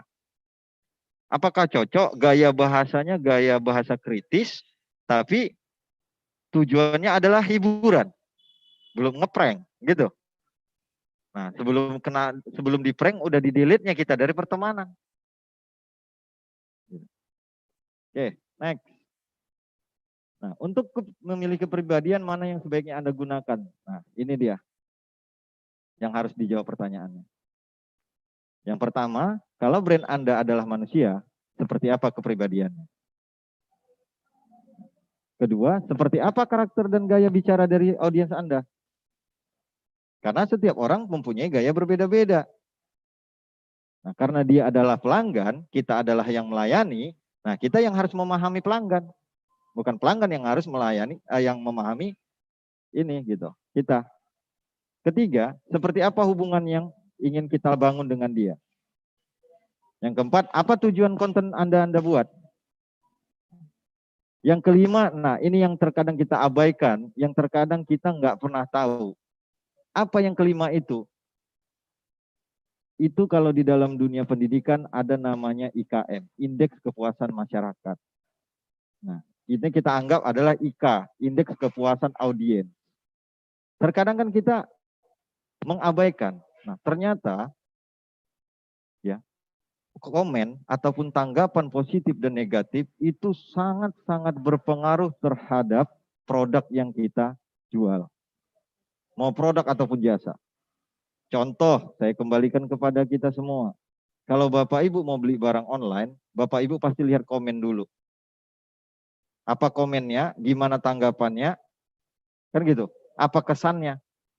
Kalau komennya lebih banyak negatifnya, walaupun foto videonya saya bagus apapun, orang akan berpikir ulang untuk beli produk tersebut. Ya nggak usah orang lain, saya pun gitu. Saya harus lihat dulu, apa nih tanggapan yang udah pernah beli? Gimana reaksinya dari si penjual? Misal ada barang komplain, ditanggapin nggak? Kalau nggak ditanggapin, ntar saya kalau nggak punya, kalau saya seandainya komplain gimana? Pastinya kita berbicara seperti itu. Tetapi terkadang kita sebagai penjual, sebagai penyedia, kita abai terhadap yang namanya kesan apa yang ingin Anda peroleh dari orang lain. Nah, yang kelima ini yang sangat jarang kita lakukan. Nah, yang ketiga yaitu strategi kontennya gimana. Nah, di sini akan saya bahaskan. Ada 3 konsep dasar dalam konten media sosial marketing. Yang pertama adalah kualitas konten, yang kedua pemilihan waktu postingan, yang ketiga frekuensi postingnya. Meskipun kualitasnya suatu konten itu tinggi, tapi kalau Anda salah dalam memilih waktu, maka hasilnya nggak akan maksimal. Dan demikian juga terhadap frekuensi atau jumlah. Kita sudah mengenal beberapa jenis konten. Itu ada teks ya, link, gambar, dan video. Ternyata tidak semua jenis konten tersebut akan mendapatkan jumlah interaksi yang sama dari setiap media sosial. Konten jenis tertentu akan mendapatkan lebih banyak like, share, dan read. Ya. Kalau hanya sekedar like, sekedar orang nge-like, orang nge-share, ya, apa pengaruhnya terhadap ini produk kita jual? Nggak ada ngaruh. 1000 kali pun orang nge-like, tapi nggak ada yang beli. Mau nggak? Kira-kira. Ibu, Bapak Ibu ada jual nih jasa atau barang. Nah, yang nge-like itu 1 juta orang. Kan gitu. Nah, tapi dari 1 juta ini nggak ada yang beli. Nggak ada ngaruh juga. Kan gitu. Nah, yang ngaruh itu mana? Yang mau beli. Yang udah jadi beli itu yang mempengaruhi. Nah, jadi ketiganya ini harus benar seimbang. Nah, jadi jenis post di media sosial. Nah, di Twitter bisa kita lihat ya Bapak Ibu. Di Twitter berdasarkan data resmi yang dikeluarkan oleh Twitter, inilah jenis tweet yang mendapatkan retweet terbanyak. Jadi tweet dengan hashtag mendapatkan lebih dari 16%, pada tweet biasa, foto mendapatkan 35%. Ya, yang pertama itu adalah hashtag, yang kedua foto, yang ketiga adalah video. Ya, nih fotonya, video, quote, digit, hashtag. Ini kalau mau di Twitter.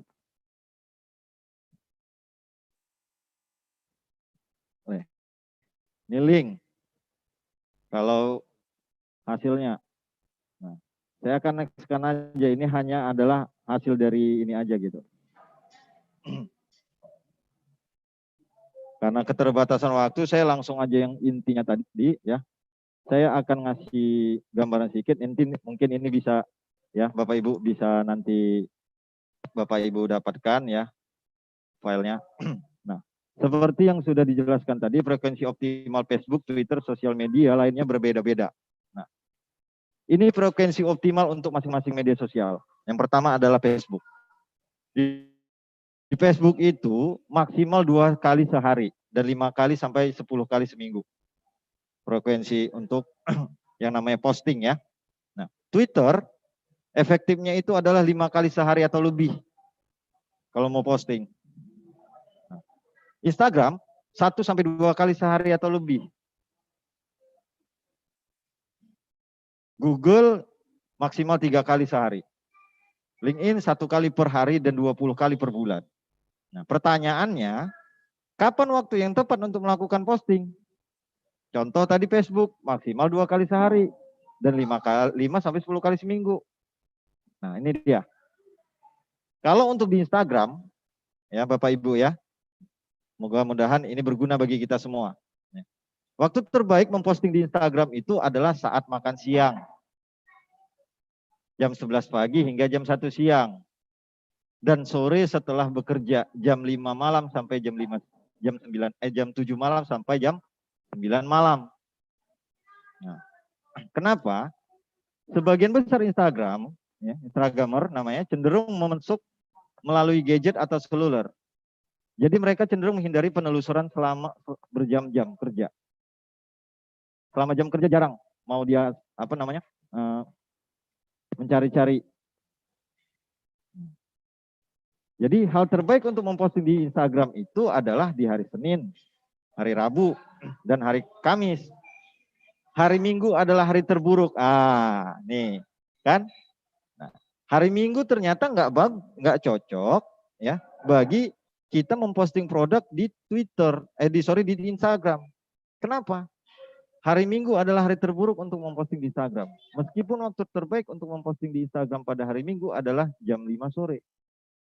Setiap hari Rabu mendapatkan tingkat keterlibatan tertinggi di Instagram. Karena hari Minggu itu orang kan mau santai, Bu. Pak, nggak mau belanja. Lebih banyak orang cari tempat-tempat yang gimana ya, saya mau duduk nih. Nah, kalau kita produk kita jualnya online, hari Minggu itu kalau bisa hindari, kalaupun mau di hari Minggu memposting, postinglah di jam 5 sore. Gitu. Nah, apakah itu betul Pak atau apa? Ya coba dulu kalau mau ngerasain. Tapi yang saya tampilkan sini ini adalah hasil riset yang sudah ada. Nah, di Facebook, waktu terbaik mempostingnya kapan? Waktunya itu adalah jam 1 siang dan 4 sore. Selama jam kerja. Itu memungkinkan karena banyak pengguna Facebook yang menjelajah di desktop mereka dan memeriksanya saat downtime di tempat kerja. Ya. Kadang kan kita pada saat downtime itu kita coba-coba lihat status di Facebook gitu. Hari-hari terbaik untuk memposting di Facebook adalah Kamis, Jumat, Sabtu, dan Minggu. Selasa adalah hari terburuk untuk memposting di Facebook. Akhir pekan mendapatkan tingkat keterlibatan tertinggi. Nah, di akhir pekan, di hari Sabtu. Itu hasil penelitian yang dilakukan. Hari Sabtu itu ratingnya sangat tinggi kalau kita ingin memposting sesuatu itu. Oke, di Twitter. Nah, Twitter, ternyata jam terbaik untuk memposting itu ada di jam 12 malam hingga jam 1 siang. Twitter adalah jam makan siang dari jam 12 malam hingga jam 1 siang. Namun, posting penjadwalan sebelum makan siang juga berfungsi dengan baik. Hari kerja cenderung mendapatkan tingkat keterlibatan tertinggi di Twitter. Ya. Posting saat makan siang setiap hari Senin hingga Jumat dapat membantu Anda meningkatkan keterlibatan media sosial. Karena orang lebih banyak di sini waktunya. Nah, kalau untuk harinya Rabu yang terbaik. Nah, di sini ini bukan primbon ya Bapak Ibu ya untuk memprediksi hari apa yang tidak. Ini adalah hasil kajian. Gitu. Ini adalah hasil kajian yang mana telah dilakukan penelitian bahwasanya kapan waktu terbaik dan harinya. Bukan mencari primbon ya Bapak Ibu ya. Kalau primbon hari-hari lahir kita. Oke. Anna, ini link ya, link it. Nah, ini nanti karena slide-nya mungkin terlalu banyak waktunya yang ini ya Bapak Ibu ya. Nah, yang penting-penting aja YouTube. Nah, waktu terbaik untuk memposting di YouTube cenderung sore hari antara jam 12 malam hingga 4 sore. Itu karena sebagian besar pemirsa menonton video di malam hari sehingga video indeks saat itu. Ya, memang kebanyakan sering kan kita pada saat istirahat nonton-nonton di YouTube. Dari hari Kamis dan Jumat cenderung menjadi hari terbaik untuk diposting di YouTube. Nah, kalau Bapak Ibu punya konten video produk, ya buat di YouTube, ingin dipostingkan di YouTube, ya ini bisa kita ikuti. Ini saran, kan gitu. Setelah YouTube, nah bagian yang akan terakhir, inilah yang terkadang kita abai sebagai yang namanya pebisnis pemula. Nah, kenapa harus buat jadwal Pak? Macam anak sekolah. Nah, sosial media marketing bukan pekerjaan sekali jalan, tapi berkelanjutan, continue. Karena kita mau berbisnis kan bukan produk yang mau kita jual habis, udah nggak jualan lagi. Kita kan mau berkelanjutan. Sebaik apapun konten Anda, kalau hanya dilakukan sekali-sekali, tidak akan pernah berhasil. Contoh, ini ada baju bagus, foto, postingin, sekali aja. Anda buat harga. Setelah itu ya udah gitu, nggak dilakuin lagi, diputar ulang lagi, di review ulang lagi, enggak. Nah, follower akan lupa dengan Anda kalau hanya sekali aja. Coba posting Bapak Ibu, contoh di Facebook. Paling 1 hari ini. Habis 1 hari ini nanti kalau nggak diulang-ulang lagi, nanti Facebook akan mengingatkan setahun lagi. Ternyata sudah setahun kenangan Anda. Facebook yang ngingatin. Tapi tahun depan. One more, ya. Social media marketing bukan hanya membuat konten. Nah, ada pekerjaan lain yang harus dilakukan. Ini beberapa di antaranya. Ya, jadi menjadi seorang pebisnis di media sosial tidak hanya sekedar membuat sebuah konten yang bagus. Apa yang harus dilakukan? Pertama, lakukan interaksi dengan follower atau influencernya. Ya. Jadi kita harus yang namanya ada interaksi. Agar, ya contoh, yang namanya pembeli ini, pelanggan ini kan Bapak Ibu, kalau kita jual barang, produk, itu pastinya ada nanya.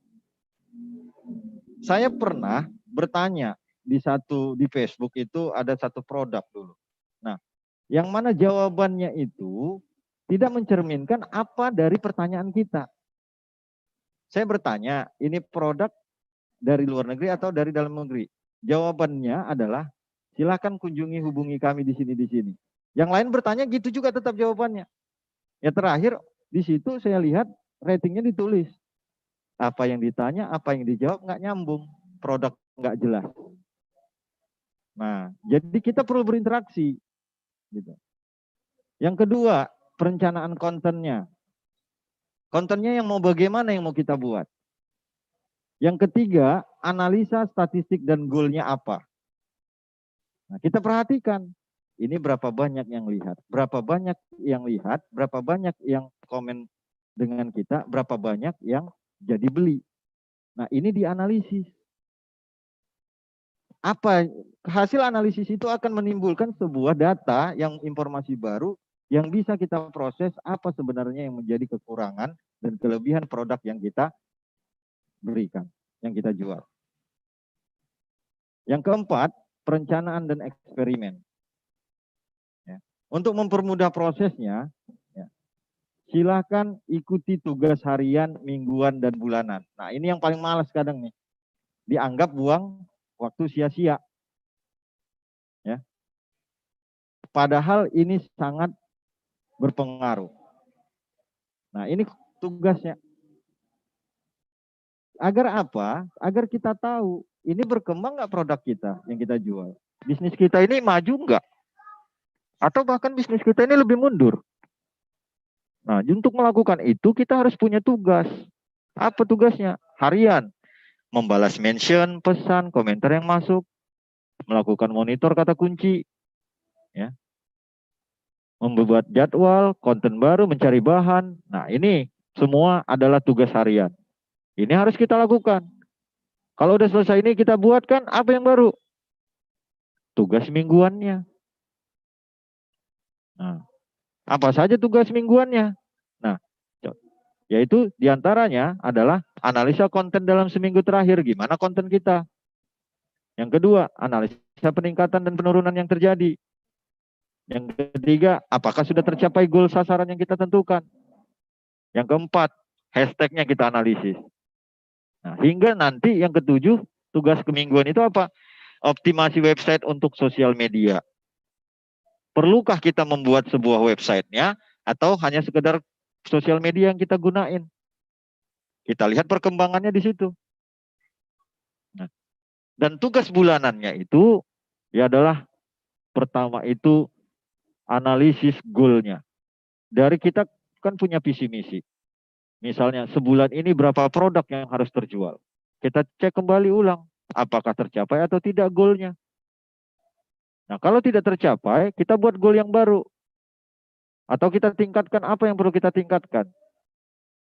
Nah, yang ketiga, buatlah sebuah eksperimen baru untuk sebulan ke depan. Kira-kira apa tantangannya? Nah, yang keempatnya, kita update foto profil, deskripsi, biodata kita yang terbaru. Misal produk itu sudah terjual berapa banyak dalam sebulan ini. Updatekan. Jadi agar masyarakat luas tahu bahwasanya produk yang kita jual ini memang berkualitas. Secara kuantitas sudah banyak terjual, secara kualitas banyak yang puas. Karena apa? Seperti yang dikatakan narasumber pertama tadi, kita berjualan di dunia digital ini, di dunia internet ini, bukanlah barang yang dalam bentuk wujud nyata. Terkadang barangnya, fotonya bagus, barangnya yang tak bagus. Terkadang fotonya kurang bagus, ternyata kualitas barang bagus. Nah, ini harus seimbang. Kalau kualitas barang bagus, ya buatlah kontennya juga yang bagus. Jadi orang tertarik. Karena melalui dunia digital marketing ini, yang kita pelajarin itu adalah orang melihat produk kita itu hanya melalui gambar visualisasi, bukan gambar nyata. Oke, baik. Nah, untuk ke depan, ya mungkin sesi berikutnya, kalau ini memang kita lanjutkan, next time yang perlu kita pahami, yang pertama adalah kesalahan yang sering terjadi. Apa sih kesalahan-kesalahan dari yang namanya newbie seorang pebisnis? Gitu. Memulai bisnis itu banyak yang terjadi kesalahan. Yang kedua, kalau kita berbisnis di media sosial, gimana sih meningkatkan followernya?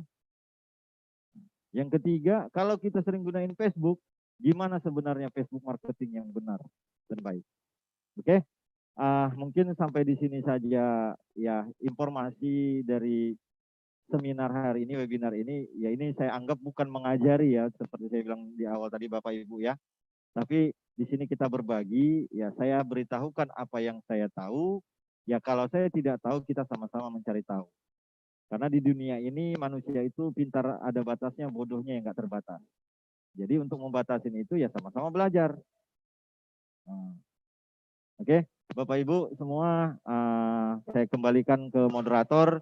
Mudah-mudahan next time kita bertemu lagi dan mudah-mudahan kita selalu sehat walafiat ya dalam lindungan Tuhan yang Maha Kuasa. Semoga keluarga kita sehat semua dalam lindungannya. Amin. Saya sudahi. Assalamualaikum warahmatullahi wabarakatuh. Saya kembalikan ke moderator. Terima kasih atas Pak Edi Rahman atas materi sampaiannya, sangat menambah wawasan kita semua tentang pemasaran online di saat ini ya. Mungkin kalau ada beberapa pertanyaan yang mungkin ingin ditanyakan atau ada yang kurang jelas tentang materi 1 dan kedua tadi, Bapak Ibu boleh kita berikan waktu 15 menit untuk bertanya.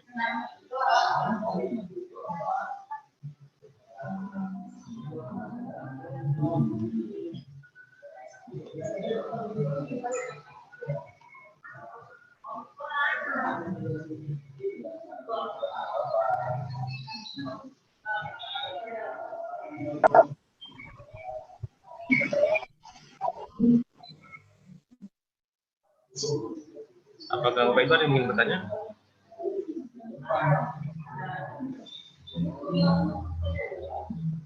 Terkait pemasaran online ini, apakah ada yang ingin ditanyakan terkait gimana produknya bisa dipasarkan secara online, atau yang udah ada barang jasanya, produknya tapi masih bingung, ataupun yang sudah punya barang jasa atau sudah punya website sendiri tapi masih belum maksimal pemasaran online.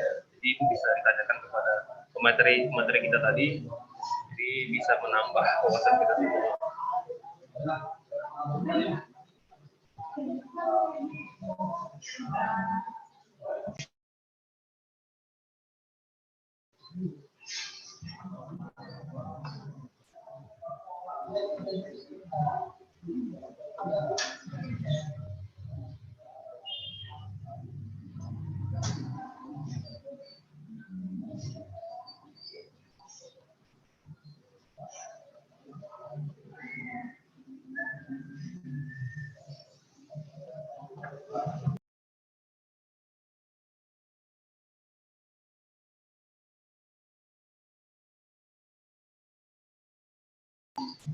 Mungkin Pak Ibu kalau ada yang bertanya kita tunggu sampai 5 menit. Kalau ada yang bertanya, kalau tidak ada yang bertanya atau sudah jelas, mungkin sesi webinar kita pada kali ini itu akan kita akhiri. Coba dilihat di YouTube, Pak. Di YouTube mungkin ada, Pak. YouTube, Pak, ya.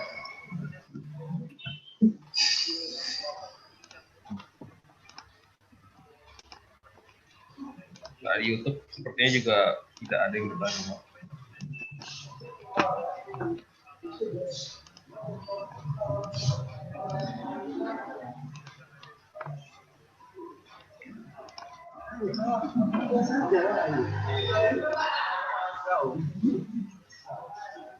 Mungkin terkait insight-nya, terkait promosi, tadi Pak Irwan tadi menyatakan bahwa promosi itu dimudah, lebih menekan biaya promosi kalau kita pakai online daripada offline. Karena di offline kita tidak pakai flyer, tidak pakai orang menjadi sales, karena kalau di online butuh hanya butuh media online saja. Saking lemotnya itu cek dulu.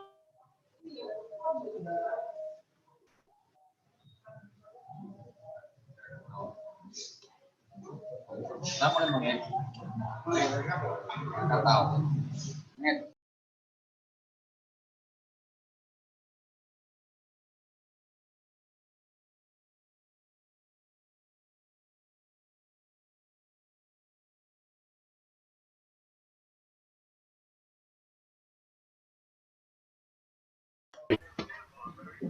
Ini yang saya yang belum selesai. Ada pengalaman dari mahasiswa saya, boleh dibagi Pak Moderator?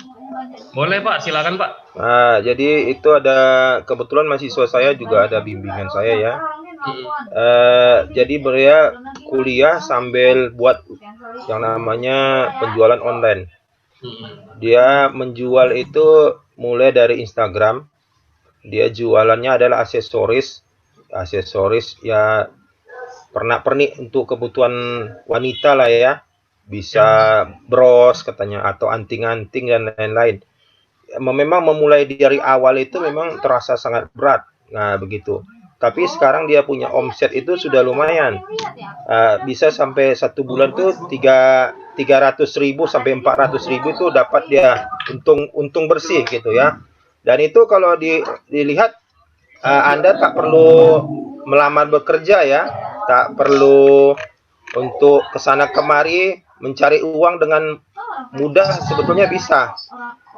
Nah, jadi adik-adik mahasiswa itu sebetulnya bisa memulai karirnya jika ingin. Ya, jangan ragu, karena tadi seperti sudah dijelaskan di awal, memang tidak kita butuhkan kita menyimpan barang-barang itu ada di rumah. Yang penting sebetulnya kita bisa menjalin kerjasama dengan perusahaan-perusahaan atau produsen-produsen daripada barang-barang tersebut. Dan yang dengan demikian, kalau saya pernah sekali di Bandung, di Pasar Baru namanya. Pasar Baru itu adalah salah satu juga yang banyak kerjasama dengan pengusaha-pengusaha online yang ada di Indonesia. Nah, jadi mereka itu bahkan menawarkan, Pak mau jadi apa kami, mitra? Nah, silakan, nanti ini nomor kontak saya. Jadi bisa jadi saya buka toko online-nya ada di Medan, tetapi barangnya itu bukan ada di Medan. Betulnya barangnya itu ada di Jawa sana, ada di Bandung, ada di mana-mana. Dan itu untuk toko-toko online sangat memungkinkan. Ya, jadi adik-adik itu bisa mulai dari sekarang dan sudah punya apa? Ada penghasilan gitu ya. Nah, mungkin itu saja yang bisa saya tambahkan sedikit. Terima kasih. Silakan ada yang mau bertanya. Terima kasih. Yang disampaikan oleh Pak Irwan tadi, mungkin jenis itu mungkin dropshipper, Pak ya. Jadi kita nggak punya barang, yang punya barang itu produsen lain, kita cuma bantu masyarakat menjualkan saja ya Pak ya. Jadi pihak dari produsen sana yang mengirimkan barangnya. Betul, betul. Ya, tapi kita ya jadi di situ mengambil fee kan, mengambil untung. Ya. Nah, dan itu memungkinkan. Dan itu sudah banyak orang melakukan hal seperti itu. Ya, yang penting satu, ya kerjasama baik harus dijalin. Jangan sampai ada tidak terjadi kerjasama. Itu bisa berbahaya. Mungkin kalau ada teman-teman yang ingin mencoba usaha tapi nggak punya barang, nggak punya modal, mungkin dropshipper itu salah satu pilihan yang tepat karena kita nggak perlu gunakan modal apapun. kita cuma butuh virtual toko virtual kayak ya kalau di sekarang kan e-commerce platform kan sudah banyak seperti Shopee, Tokopedia, Bukalapak. Nah, kebanyakan kan orang nggak punya barang ya. Barang itu gaib kalau kita bilang kan. Mungkin kita pesan produser kita informasikan ada yang beli, nanti pihak produsennya mengirimkan ke alamat customer kita dengan nama toko kita tadi. Kita cuma memasarkannya saja. Nah, oke, kira-kira ada sedikit masukan nih bagi kita semua perlu juga ya. Jadi terkait dengan seperti Bapak Irwan Fadli katakan tadi ya, mahasiswanya punya bisnis ya yang dimana dia hanya sebagai suppliernya ya, dia hanya sebagai penjual tapi dia bukan adalah produsen. Nah, kalau dia seperti itu ya, saya pengalaman juga ada di ini ya, kebetulan ini ada keponakan saya pun seperti itu ya, jualannya juga dia online ya. Nah, tetapi kalau kita berbisnis di media sosial, contohnya tadi adalah untuk apa namanya ya, pakai alat aksesoris dari wanita lah gitu, misalnya anak remaja. Nah, pada saat itu saya katakan gini, saya beri masukan kepada ini saya, tadi saya katakan keponakan saya itu, nah oke, kamu jualin memang produk punya orang gitu. Nah, tetapi kamu butuh yang namanya sesuatu yang baru. Contohnya apa? Nah, mungkin foto aksesoris yang diberikan itu hanya berbentuk gambar produk, kan gitu. Nah, alangkah baiknya kita buatkan sebuah promosi, kalau gunain fotonya, kita ambil yang realnya. Kita gunain modelnya. Misal, dia aksesoris untuk misalnya jilbab. Nah, kita gunain, gimana kalau barang yang kita jual itu dipakai, sudah dipakai orang, kita fotoin, kita buat bentuk bagus gambarnya. Maka itu akan menjadi suatu ketertarikan. Oh, ternyata cantik ya diginiin, gitu. Ya cantik ya digunakan. Wah, indah gitu. Nah, jadi terkadang kebanyakan kita menjadi supplier ini, apa yang ada di sana produknya kita ambil mentah-mentah, tidak kita olah lagi. Nah, masukannya itu kita olah lagi, tetapi dengan tidak kita melanggar aturan yang ada. Contohnya yaitu hak merek dagang. Mereknya tetap kita cantumkan merek apa, tetapi kita pergunakan misalnya adalah ada modelnya. Contoh untuk misalnya tadi pakaian. Nah, untuk pakaian hanya sekedar gambar bajunya. Tetapi kalau digunain orang gimana cantiknya? Nah, kalau lebih cantik digunain pakai model, ya itu akan menambah daya tarik orang untuk membeli produk yang kita jual. Ya, mungkin itu saja masukannya bagi kita semua. Mudah-mudahan ini suatu nanti adalah forum yang sangat bermanfaat.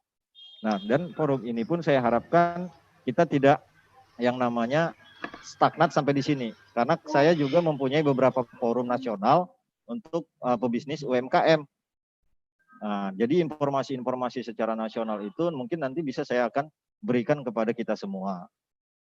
Nah, mungkin itu saja yang bisa saya tambahkan ya. Kalau ada pertanyaan ataupun komentar ya silakan bagi Bapak Ibu sekalian semua ya. Silakan saya kembalikan kepada Bapak Moderator Pak Halim. Terima kasih. Ini ada pertanyaan kita, Pak.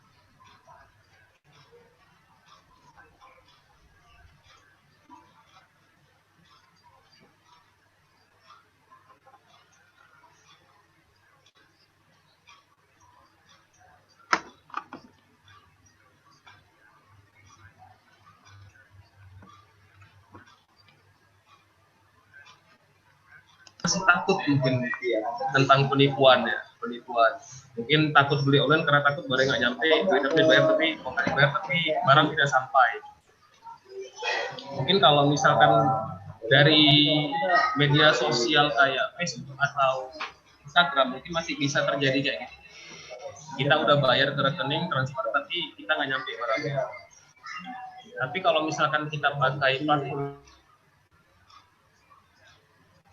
Shopee atau Lazada, kan setahu saya itu rekening untuk penjual itu nggak langsung ke rekening mereka, itu ditahan dulu kepada pihak ketiga ya, seperti e-commerce, toko e-commerce itu Lazada, Tokopedia. Kayak Tokopedia dia nggak langsung ke penjual, dia ke Tokopedia dulu, udah terverifikasi diterima oleh pembeli, maka saldonya itu akan ditransfer kepada penjual. Tapi kalau emang pun terpaksa kita ingin membeli atau menjual, membeli gitu kan, membeli barang yang dari Instagram misalkan terlalu murah, gitu, dan kita harus bayar ke rekening penjualnya pribadi. Itu ada namanya platform digital namanya Kredibel. Itu kita bisa searching, kita bisa masukkan rekening penjual kita tadi itu, apakah dia itu terindikasi spam atau scam, terus scam penipuan. Mungkin kalau misalkan dia udah dilaporkan beberapa pengguna, mungkin akan jadi dinampak dari situ dia udah pernah dilaporkan sebagai penipu, terindikasi sebagai rekening yang mencurigakan. Karena sudah banyak yang dilaporkan. Mungkin kalau ada Pak Edi yang ingin menanggapi tentang pertanyaan oleh peserta ini, mungkin Pak silakan Pak, karena mungkin dia masih ragu tentang masalah penipuan penjualan ini Pak. Oke, baik, terima kasih Pak Alim. Memang sih yang namanya dunia maya ini ya artinya kita tidak bertatap muka langsung ya, tetapi ya di sini kita hanya modal kepercayaan. Nah, tetapi sekarang dengan adanya undang-undang ITE ya yang sudah mengatur dengan seksama bagaimana transaksi melalui fintech ya namanya, untuk saat ini itu namanya fintech ya, financial teknologi ya, yang seperti Dana, seperti yang lainnya transfer itu adalah fintech, itu sudah ada undang-undangnya. Nah, tapi secara awam ya, kalau untuk seperti itu kita lebih review dulu. Nah, makanya sebenarnya yang saya katakan tadi, komentar dan jejak digitalnya itu terkadang kita sering abaikan. Nah, sebelum kita membeli produk online, pastikan dulu kita lihat barangnya itu historinya gimana, para pembelinya gimana. Nah, tapi kalau dia baru pertama kali, ya kita bisa jejak telusuri dulu produknya, sampai sejauh mana sudah dia promosikan produknya. Nah, untuk saat ini saya rasa informasi itu sangat mudah dicari ya, baik itu di search di Google, di lain sebagainya. Nah, ya jelas ya kalau kita belinya secara online, kalau menggunakan platform e-commerce yang sudah besar, itu secara penipuan itu sangat kecil. Tetapi kemungkinan kebanyakan yang di situ adalah yang tidak sesuai, misalnya barangnya nyampe rusak, ya itu bisa klaim. Gitu. Tetapi kalau memang dia dalam penjualannya dia membuka e-commerce menggunakan aplikasi sendiri, ya kita pastikan dulu perusahaannya, informasinya bagaimana, perusahaan ini sebenarnya ada benar atau tidak gitu. Nah, yang jelas memang kita kalau sebagai pembeli kita harus lebih teliti dengan historinya dulu. Bagaimana ini barang, produknya bagaimana, bagaimana dengan si penjualnya. Nah, jadi artinya kalau kita sebagai pembeli, jadilah pembeli yang bijak. Ya. Memang kebanyakan adalah penipuannya itu dia tidak menggunakan platform yang resmi. Ya, kebanyakan dia misalnya menggunakan blogspot, ya. Itu kan sering tuh di Facebook tuh. Nanti buatnya historinya suruh linknya ke sini ke blogspot gitu. Nah, di blogspot itu pun kita kan bisa tahu, kita bisa cari tahu lagi yang lain. Kita baca gitu. Nah, jadi intinya kalau kita ingin berbisnis online, jual beli online, jadilah pembeli dan penjual yang bijak. Ya. Banyaklah mencari informasi terlebih dahulu dengan produk apa yang ingin kita beli atau yang ingin kita jual. Ya, mungkin itu saja yang bisa saya tambahkan. Mungkin dari Pak Irwan ada yang ingin tambahkan, ya silahkan. Kalau tidak ada ya kita lihat apakah ada lagi yang lain. Terima kasih. Ada sedikit aja Pak.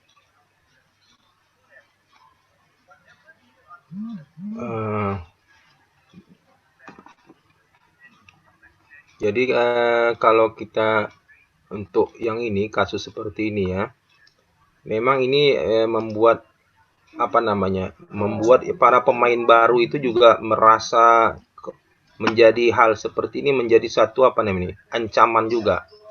Kenapa? Memang dalam namanya dunia online ini yang perlu kita benahi itu nomor satu memang adalah trust ya, kepercayaan. Sangat, dan dunia nyata juga memang seperti itu, tapi lebih-lebih di dunia online. Ya, jadi boleh jadi barang-barang yang seperti teman saya pernah kena tipu. Dia beli kamera itu, kalau kamera itu ya, kamera itu kan sangat mahal itu kalau dia di Amazon. Tapi kebetulan ada toko online yang ada di Batam, tetapi tokonya itu menjual sangat murah gitu ya. Nah, jadi hati-hati dengan yang namanya benda-benda atau barang-barang yang sangat murah. Jadi kita ditawarkan dengan harga-harga murah, tetapi periksa dulu kredibilitas daripada toko yang jual itu. Jangan sampai nanti begitu uangnya dikirim, rupanya barangnya nggak sampai-sampai. Dan itu ada teman saya yang seperti itu. Dia kamera di Amazon, kalau dijual di Amazon harganya hampir 40 juta. Tetapi begitu di toko online itu yang ada di Batam, harganya hanya 15 juta. Sampai beliau itu datang ke Batam sana dan tokonya nggak pernah ada di muka bumi. Nah itu jadi maka oleh sebab itu hal-hal yang nakal-nakal seperti ini ya kita perlu waspadai juga. Jadi jangan sampai sembarangan kita nomor satu itu Pak tergiur dengan harga-harga yang murah itu. Nah, tetapi ternyata itu adalah penipuan. Nah mungkin itu aja saya bisa berbagi sharing. Silakan Pak moderator. Terima kasih Pak atas berbagi pengalamannya.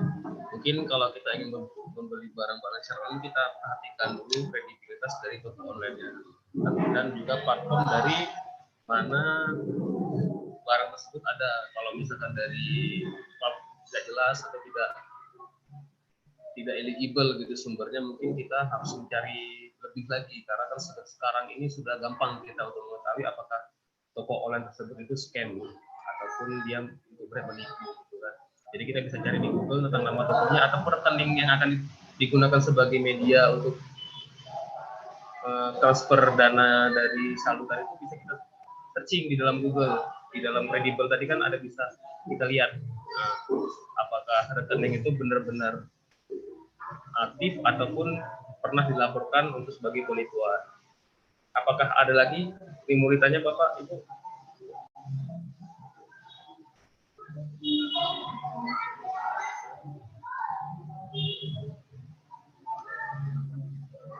Mungkin semua sudah jelas yang tentang materi disampaikan ya.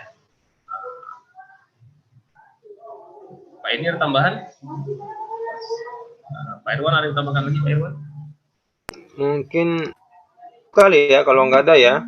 Iya. Kalau saya penutupnya seperti ini. Kan ini negara lagi COVID-19, ya kan? Iya, Pak. Nah, kita dilarang untuk berdekatan, ya kan? Nah, jadi sebetulnya ini adalah peluang besar buat kita untuk segera atau membuat yang namanya penjualan-penjualan dengan online. Dan ini akan membantu nanti daripada pengusaha-pengusaha yang offline itu. Jadilah kita mungkin sebagai bisa menyalurkan barang-barang mereka. Kadang-kadang misalnya di pajak-pajak sentral atau di pasar-pasar yang tradisional itu mereka tidak mengerti dengan teknologi. Megang macam mana itu ya, mendesainnya misalnya, macam mana itu. Nah, kita lah menjadi yang memasarkannya di toko online ini. Nah, tapi kita harus bekerja sama lah dengan beliau, ya kan? Nah, jadi nanti akan membantu dan tentunya Bapak Ibu dan kawan-kawan adik-adik semua yang mendapat fee dari situ, mendapat keuntungan. Ya ada komisi. Nah, silakan. Jadi sehingga pasar-pasar tradisional kita itu nggak sepi dari pelanggannya karena memang semua sudah orang karena khawatir dengan yang namanya COVID-19 ini tidak lagi berbelanja di pasar tradisional seperti itu. Nah, dan itu bagaimana, di mana dia mau menjual cabenya kalau begitu, bawangnya macam mana laku, ya kan? Ikannya macam mana, sayur-sayurnya macam mana, nah begitu. Nah ini adalah peluang besar sebetulnya, apalagi adik-adik semua itu kan daripada di rumah saja, ya bikin kreativitas. Nah kreativitasnya silakan dibuat. Nah dan itu memang memulai dari awal itu memang ya kadang-kadang memang berat ya. Tapi kalau udah jalan nanti apalagi uang mengalir, wah betapa nikmatnya. Nah, saya kira mudah-mudahan bisalah nanti daripada orang-orang yang berpartisipasi di webinar kita ini menggagas itu ya. Nah, karena kita sekarang aja coba pemerintah itu mungkin sampai akhir tahun kita masih daring terus kan, online terus kan. Nah, jadi memang peluang besar itu dengan adanya orang-orang IT ini membantu sebetulnya ya, membantu para pedagang-pedagang tradisional itu sehingga mereka juga bisa bergeraklah perekonomiannya, jangan sampai macet karena para pengunjung tidak mendatangi mereka membeli secara secara fisikal. Nah, mungkin itu aja dari saya. Terima kasih. Saya kembalikan kepada Bapak Moderator. Terima kasih Pak Irwan atas penutupnya. Mungkin dengan kata penutup dari Pak Irwan tadi mungkin menandakan berakhirnya webinar kita pada hari ini. Sekali lagi terima kasih kepada para narasumber kita, Pak Irwan Fadli dan Pak Edi Rahman atas waktu dan partisipasi dalam mengikuti webinar ini. Mungkin di lain kesempatan kita akan bertemu lagi di webinar berikutnya, dan juga kepada para peserta, Bapak Ibu sekalian, terima kasih atas waktu dan partisipasi hari ini. Mungkin kita akan jumpa lagi pada webinar berikutnya dengan topik yang berbeda. Saya tutup sampai sekian. Mohon maaf apabila ada kesalahan dalam pembawaan acara webinar kita pada hari ini. Saya tutup dengan Assalamualaikum warahmatullahi wabarakatuh. Waalaikumsalam warahmatullahi wabarakatuh. Sampai jumpa lain waktu. Ya, Pak.